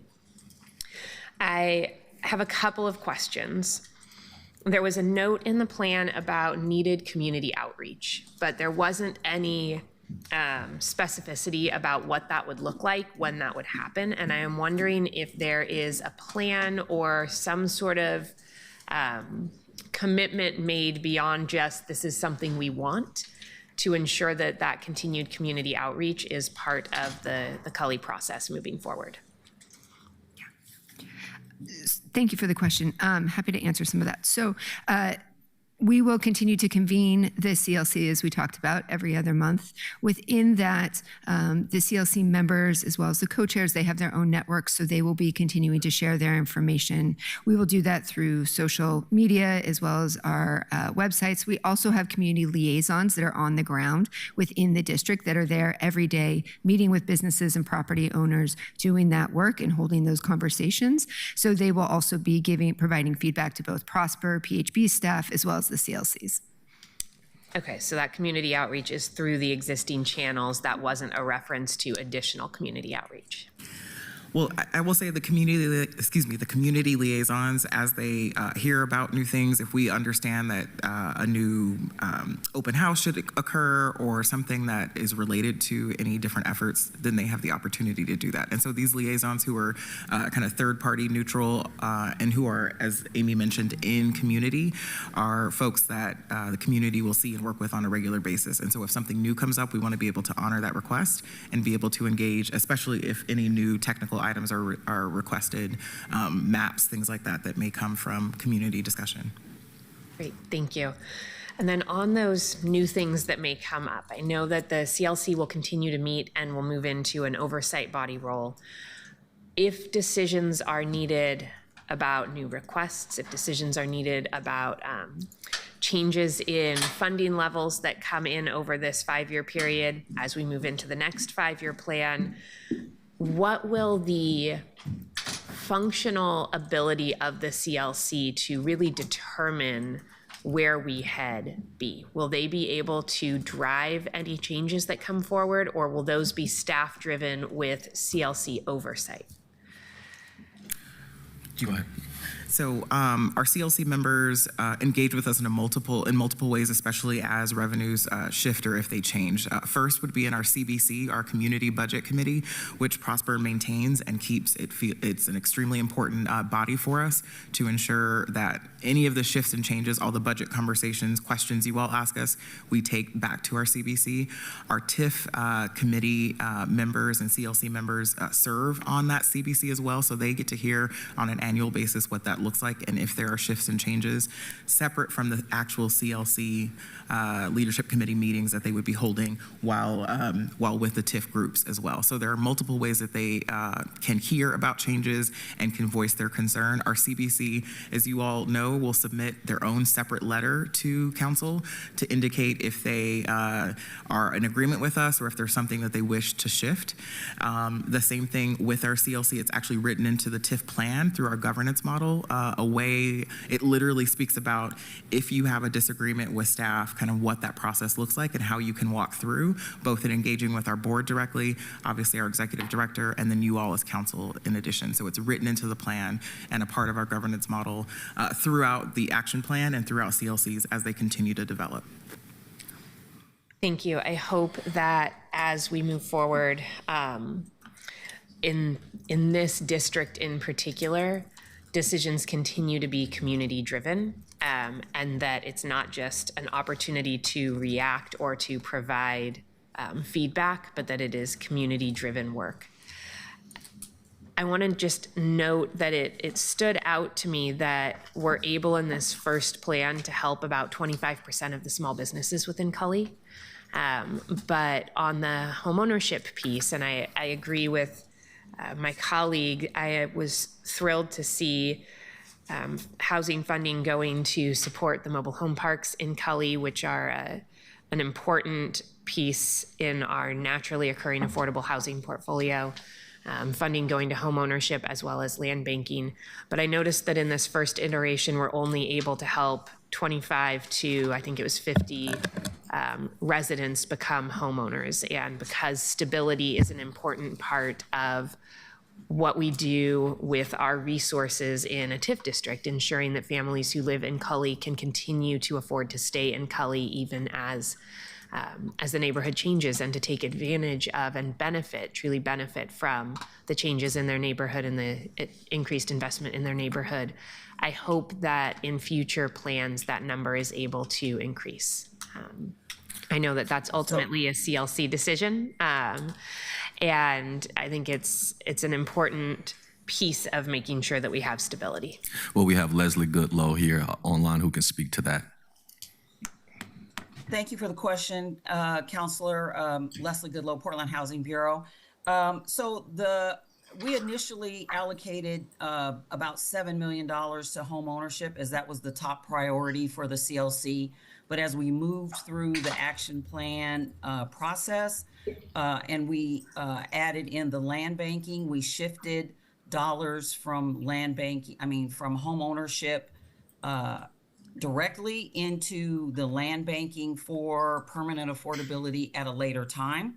And so that $4 million that we have in that line item for supporting new homeowners is 50% for down payment assistance. The committee wanted to support current folks for people to be able to buy right now, as opposed to having to wait for permanent affordability or permanently affordable units to be built. And so that's how we get to that number of 13 folks getting down payment assistance. 13 permanent affordability units, and then 20 or so down payment assistance loans over the next 5 years. And I'll add that those loans include a home improvement set portion up to 20%, which would be considered a grant, and the family would not have to pay that portion back. So the loan that they would have, the lien that they would have on their property would be $80,000. These are no interest, no payment loans, and they begin to be forgiven at year 15, and then 3% per year up to year 30, where it would be totally forgiven. So while I understand that we would really like to help more homeowners, given the limited amount of funds we have in this first 6 years, we wanted to ensure we were supporting the mobile home parks and providing opportunity for development in the future. So hopefully that answers your question. Thank you. I appreciate that added detail and those additional numbers that weren't in the written documents that we had. I want to make sure that my constituents who live in Cully can continue to live in Cully and be a part of the benefits that these investments will bring to the neighborhood. I hope that as we move forward through this plan and into the next plan, we're able to help more Cully residents buy homes in their neighborhood and be able to continue to be a part of the community. Thank you all so much. Thank you. Thank you, Councilor Pertolgini. Colleagues, it is 1 o'clock, or it's almost 1 o'clock. We have a hard stop at 1:30, and we are only on item 11. So I'm hoping to be able to get through as much as we can today, but let's try and keep it short. Councilor Green. Thank you, Mr. President. I'm going to support this. I have been oftentimes one of the ones that are, I think, a little more critical, not just of TIF districts, but also just this concept of overhead cost. I voted no out of committee. I'm going to vote yes when we have an opportunity to vote yes, because I did see that response from Prosper Portland. That was good work that you all sent us. I can see the nexus of connection to the support that it's going to bring to the CLCs and deliver that kind of governance approach. And so for that reason, I'm going to support this. I think we vote next week. No, we vote today? No, we vote today. Great, I'm going to support it today. Great. Thank you, Councilor Green. Councilor Canal. Thank you, Council President. First, let me say I really appreciate the willingness of folks to continue serving. So I'll start with the appointments one, since we're in discussion together, and look forward to supporting all 5 of the reappointments as well as the appointment of a new member. And thank everyone involved in getting them through this process. They all seem quite impressive, and I think we'll do a great job. On the other item, I really appreciate the clarity around the overhead. I had 2 concerns, and I think you've answered one. It was shared by Councilor Pertolgini about effectively displacement, and I think if the CLC has felt that there's adequate protection against that, and based on what Leslie said as well, who I know is an expert in that field, I'm feel that concern is satisfied. The other one is what I want to ask about here, which is the $6.7 million, which is being spent on commercial real estate. And I think one of the things that's happened here is a couple examples were given to me in the briefing around what this entails, and some of it seems like a new tenant in a commercial space building out an otherwise unfinished space, which seems perfectly appropriate to me and supportive of small businesses. And some of it appears to be money to the property owners to, I don't know, make their investment better. And I wanted to ask about if that is, first, if that is bundled together in the 6.7 million, or if that's 2 different line items. Kind of was a little unclear on that in our briefing. Amy. Sure, I'll provide as much clarification as I can. You're right, so there's $6.7 million allocated to both grants and loans for property owners in this first 5 years. It will be up to the CLC to think through the allocations of how much of that they want it to be grants and how much they should do loans. The opportunity, I would say, for property owners is with the grant. I'll start with the grant, which is the Affordable Commercial Tenanting Grant. That it can be made available to bring in first-time renters in terms of leaseholders for small businesses. And so what that is they can provide a tenant improvement allowance in exchange for a reduced lease rate over 3 years. So it's a minimum rate. So you're bringing folks in, you're actually leasing space, and you're improving the space so that it is basically what we call affectionately warm or hot shell. So they are ready to move in right away, and it lowers and unburdens them with additional costs that can happen when you're moving into retail space. On the loan side, this is a very popular tool that we use. In particular, it supports redevelopment. It also supports tenant improvements and building improvements at large. So as they're thinking about also leasing to tenants so that we're keeping buildings in good functional order, et cetera. Our loans also frequently go to folks that have struggle with being bankable, right? And so when they're going to traditional lending institutions and they get denied, Prosper Portland is a place where they come and can qualify for those loans. Thanks for clarifying that. I guess who does the money go to, though? My understanding is that sometimes it's going to property owners and sometimes it's going to businesses that are renting the space. So in this particular goal area, it is going to the property owner. So the property owner is receiving the grant dollars to make the improvements in the space. It could go to a business owner. So, I mean, they can resolve whichever one is best positioned to do the actual work. On the loans, it would go to the property owner. Okay. So I think the other piece of this is that it's 8 businesses, according to the presentation, that are going to be helped by this. So we're talking about $870,000 roughly, I think was the math I did back of envelope on average. 6.7 million divided by 8 is $837,500. Is that accurate? Or, I mean, is there something I missed in that? No, I think right now it's an estimate. So it will come down to how much they want to allocate towards a loan versus a grant. There's a range, right? So the affordable commercial can be up to 300,000. It doesn't mean though that all of those are going to be that amount. And so grant ranges depending upon, particularly for the affordable commercial, depending on what that total lease discount is over the course of the 3 years. So it could be, for instance, $50,000. It could be just a little north of $100,000. And then it will depend on the size of the loans determined by the project. That's how much they would allocate. Okay.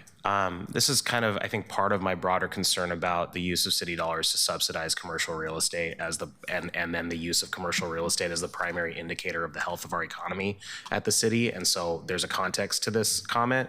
I'm still going to vote yes on this because I think the CLC has evaluated it, but I'm pretty profoundly concerned by the idea that we're helping businesses make their investment helping property owners make their investment more prudent instead of helping the tenants directly.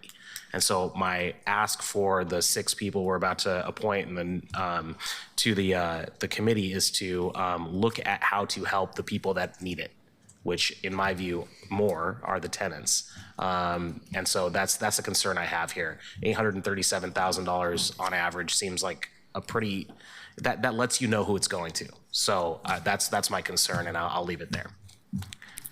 Thank you, Councilor Canal. Colleagues, I put myself in the queue here. I really appreciate the additional detail on the overhead cost that was sent to me. It really did help me understand it. But I still have deep concerns for how we calculate it. And so I'm going to be voting no today on the 5-year action plan. Just to break it down a little bit more fully, the lines that are specifically designated as strictly as admin and overhead come out to roughly 39 FTE equivalents if you assume $150,000 per FTE. But when you include all of the overhead multipliers and additional rates that that Housing Bureau is charging, roughly 94.5% as an overhead rate, and Prosper at 93%, almost a third of the dollars that are designated for this district are going towards administrative costs. And I have heard how the Cully TIF is a different kind of TIF, but I have been historically very skeptical of TIF. And I have 3 TIF districts that are going to be the only economic development opportunity that my part of town will see in my lifetime. I want to make sure that this lands right. And if this is truly different, I think the city needs to have a conversation about these overhead dollars. I don't know how, I appreciate that the CLC has signed off on this, and I appreciate understanding where these break down, but this is an enormous amount of money that is not actually directly going to the community, and a community that has been deeply neglected. So I continue to have concerns about how the city does overhead and administrative costs broadly. I don't believe anybody's done anything wrong here. It's just this is how we do it. So I am going to be a no today. Councilor Avalos.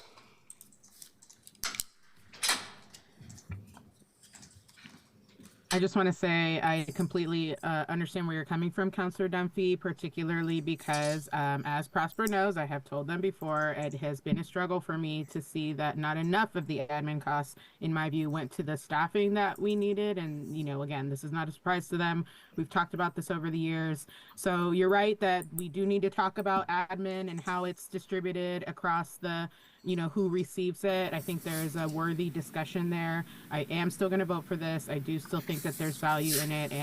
And, you know, I totally hear you. And that is why I am so vigilant about this, because I want to make sure that we are protecting those dollars for East Portland community who are going to need it more, actually. Not only because they're going to need it more because East Portlanders are harder to get to engage with the community, but just in general, we don't have the same kind of infrastructure that Living Cully did and how we created Cully TIF. And I'm really concerned about that. That's something that I've talked with like Division Midway Alliance about. Like they were concerned, like who is the holder of community in the East Portland TIFs? And that is a very real concern that I have and is why I'm so vigilant. So just want to name that I completely agree, and just so that I can vocalize that back to Prosper again, it should not be a surprise to you. We've discussed this, but it is good to daylight. And I do think we need to have a worthy discussion about how we allocate those dollars more equitably so community feel they are best resourced and positioned to do the work that we expect them to do as the city. Thank you. Thank you, Councilor Avalos. Colleagues, seeing no one else in the queue, Keelan, can we please call the roll on the resolution, item 2026-8082? Avalos. Aye. Smith. Aye. Null. Aye. Purtle-Guinea. Aye. Ryan. Aye. Cleamaline. Aye. Murillo.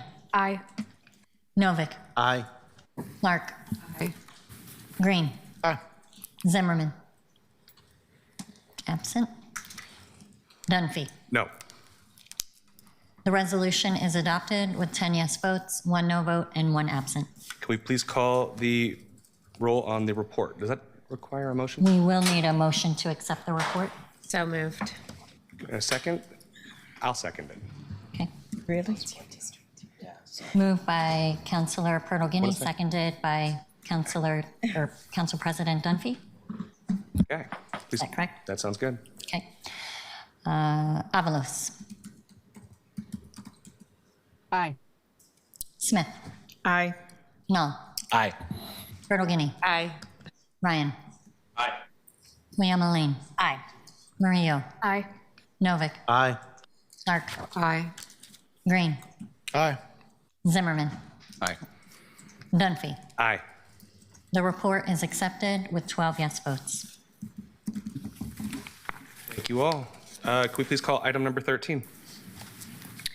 Item 2026-084, appoint Eric Kress to the Prosper Portland Board of Commissioners for term to expire September 5th, 2026. Ashley Hernandez from Council Operations is here with the committee staff summary report.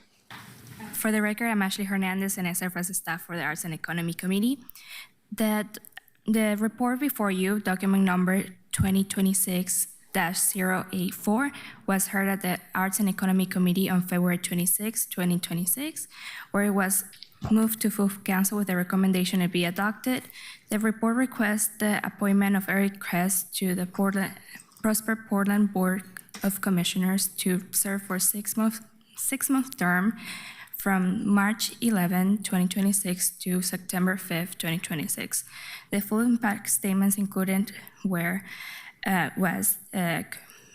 committee impacts and committee involvement, and there was not verbal or written testimony prior committee meeting action. Thank you. Thank you very much, Ashley. And Councilors Ryan and or Green. Yeah, I'll just say that Eric Kress showed very well in this committee hearing. He was someone I was excited to support. He's going to bring, I think, the style of experience to the moment we're in, particularly when it comes to housing finance. He's got, I think he's got a deep community of practice. And if this council wants to enable our development partner, Prosper Portland, to move with some nimbleness in alternative ways, I think you need Eric Kress on that board. 100%. Thank you, Councilor Green. Councilor Ryan, anything else? No, just 100% agree. And he's also raising a family here. And so that's nice to see. Thanks. Perfect. Excellent. Colleagues, is there any technical or clarifying questions? I don't know what technical questions you'd have on an appointment, but okay. And has anybody signed up for testimony? No one signed up. Okay, colleagues, any further discussion on this appointment? Councilor Zimmerman. Thanks. It's a pleasure to support Eric on this. I worked with him when he was, I think it was the president of the Central East Side Industrial Districts Board, and we had big challenges back then in that process. And working with him as a partner for the city, for his neighboring businesses, for other members of that neighborhood, was an ease. Like when you can work with somebody on tough topics through ease, that's a good perspective. So I am really glad I told him this earlier, to see his name on the list, and happy that he's stepping up. So thank you, Eric. Thank you, Councilor Zimmerman. Councilor Canal. Thank you. I saw that the staff contact is named Eric. The appointee is named Eric. So I'm not surprised to see that support, but I also support this appointee, and I was very happy to see the details here. I did want to ask sort of a rhetorical question around this process, because this was requested for 5 minutes on the agenda for today, and it's an agency that we've had many conversations about. It's governed by a 5-member board, so each appointee is a very big deal. And we really last year only got into the conversation around democratic accountability and other questions of, is Prosper the city or is it not? And the answer is kind of, for a lot of these questions. We only really got into that during the budget. And so I wanted to the rhetorical question is to see, not about this appointee, who I'm going to be happy to support, but about the conversation around, where do we have this conversation and how do we have this conversation? Because we get held accountable as elected officials in the city for the decisions that are made at Prosper and the activity of Prosper, at least by our constituents. At least I certainly receive feedback on that. So I don't know if this is a question for anyone to take up, or for the council president specifically in terms of the new committee structure and any of that, but I would love to know how and when the best way is to have this conversation about the long-term and big picture. Yeah, that's Councilor, City Administrator. We can have staff come up and address that. We can have DCA Avalaro come and address it. Great. Welcome, Donnie. Thank you, City Administrator. Don Oliveira, for the record, Deputy City Administrator for Community and Economic Development. Councilor Canal, thank you for teeing that up. It's actually a conversation that we've been having with the mayor and with the councilor, if I'm allowed to say. Yesterday, Councilor Green, we're teeing up this. We'd like to do a thorough breakdown for all of you with briefings to really do a few things. First, discuss Prosper Portland, where it's at, with the new executive director on board now for about 8 months. He has his sea legs under him, has some ideas how the agency is going to go. So that's a piece. The second thing is to really share an update on Advanced Portland 2.0, as we're calling it. I think that'll help show sort of the North Star for where the agency is going from an investment and strategic initiative perspective. But lastly, it's just a chance for you all to see the governance of that program, so we can include more board membership where appropriate.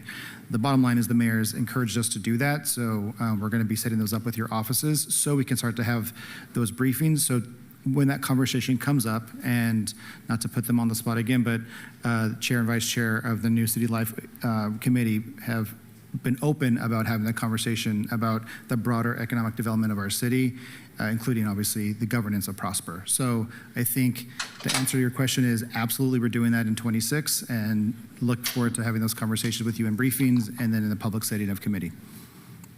Okay. Thank you for clarifying that. I think that's helpful, and I want to be clear. You brought the executive director into it. No concern there. Very happy. Been very responsive from his office, and I appreciate you back there. I can just kind of lean around to see around you there, DC Oliveira.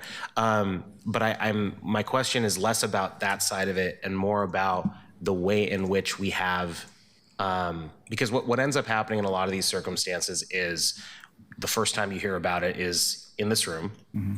And then it's, well, the board that you appointed made this decision or indirectly made a decision. So I think there's this layer of between us that we're spending not really enough time on, in my opinion, to assess what each appointment means for the direction that this agency goes. Does that make sense? Yeah, it does. And I think what we'd like to do is almost set that baseline for where Prosper's going so that we can actually have that feedback mechanism with you to say, I'd like more information on that. And I'm using Advanced Portland because it's on my mind right now, but why isn't Advanced Portland contemplating X, Y, and Z? Well, we could take that back to the board. Like, those are the lines of communication that we need to open up and establish so those feedback mechanisms are in place. On the broader question about contemplating the governance of Prosper, which I think you're also touching on, I think we're working with our city attorneys to understand that, to better clarify, to communicate not just to you all, but to the public where those inflection points are, where you have direct intervention, authority as a council, and where we don't have procedurally more clarity on how we are communicating with the board to council. So I think those are things that we want to daylight for you all soon, and the city attorney's office has been gracious to lean in and help us figure that out. And that'll be in public? In public, yeah. Okay, because I think that's the missing piece that I'm seeing. And to be clear, it's not just this one appointee. I have no concern with the other 4 members that are continuing, but as people cycle off, each one of those changes with a small board of 5 has a very large impact, I think. Right. So that's the concern I'm raising about not the people themselves, but the idea of ambiguity in the nature of the arm's length relationship. Yeah, and my hope, thank you, the last thing I'll offer is that we can, in public, establish what Prosper Portland is and isn't, and the work it's doing in a very clear and transparent way so we can do a little myth busting and for the public and ensure that you all understand what their work plans are and the course they've set for their agency. I think that's fundamental to then having the conversation about potential changes, because why would you can't change what you don't know how it exists, right? So I think that's a fair place to start. Thank you. Thank you, Councilor Canal. Councilor Smith. Thank you. I just wanted to say that I support Eric Kress. I've known him for years. He's been here working as an executive and as a community person, and I think that he'll be a great addition to the work that they're doing on the board. Thank you, Councilor Smith. Colleagues, seeing no further discussion, Keelan, can we please call the roll? Oh, this is a report. Can I have a motion to second?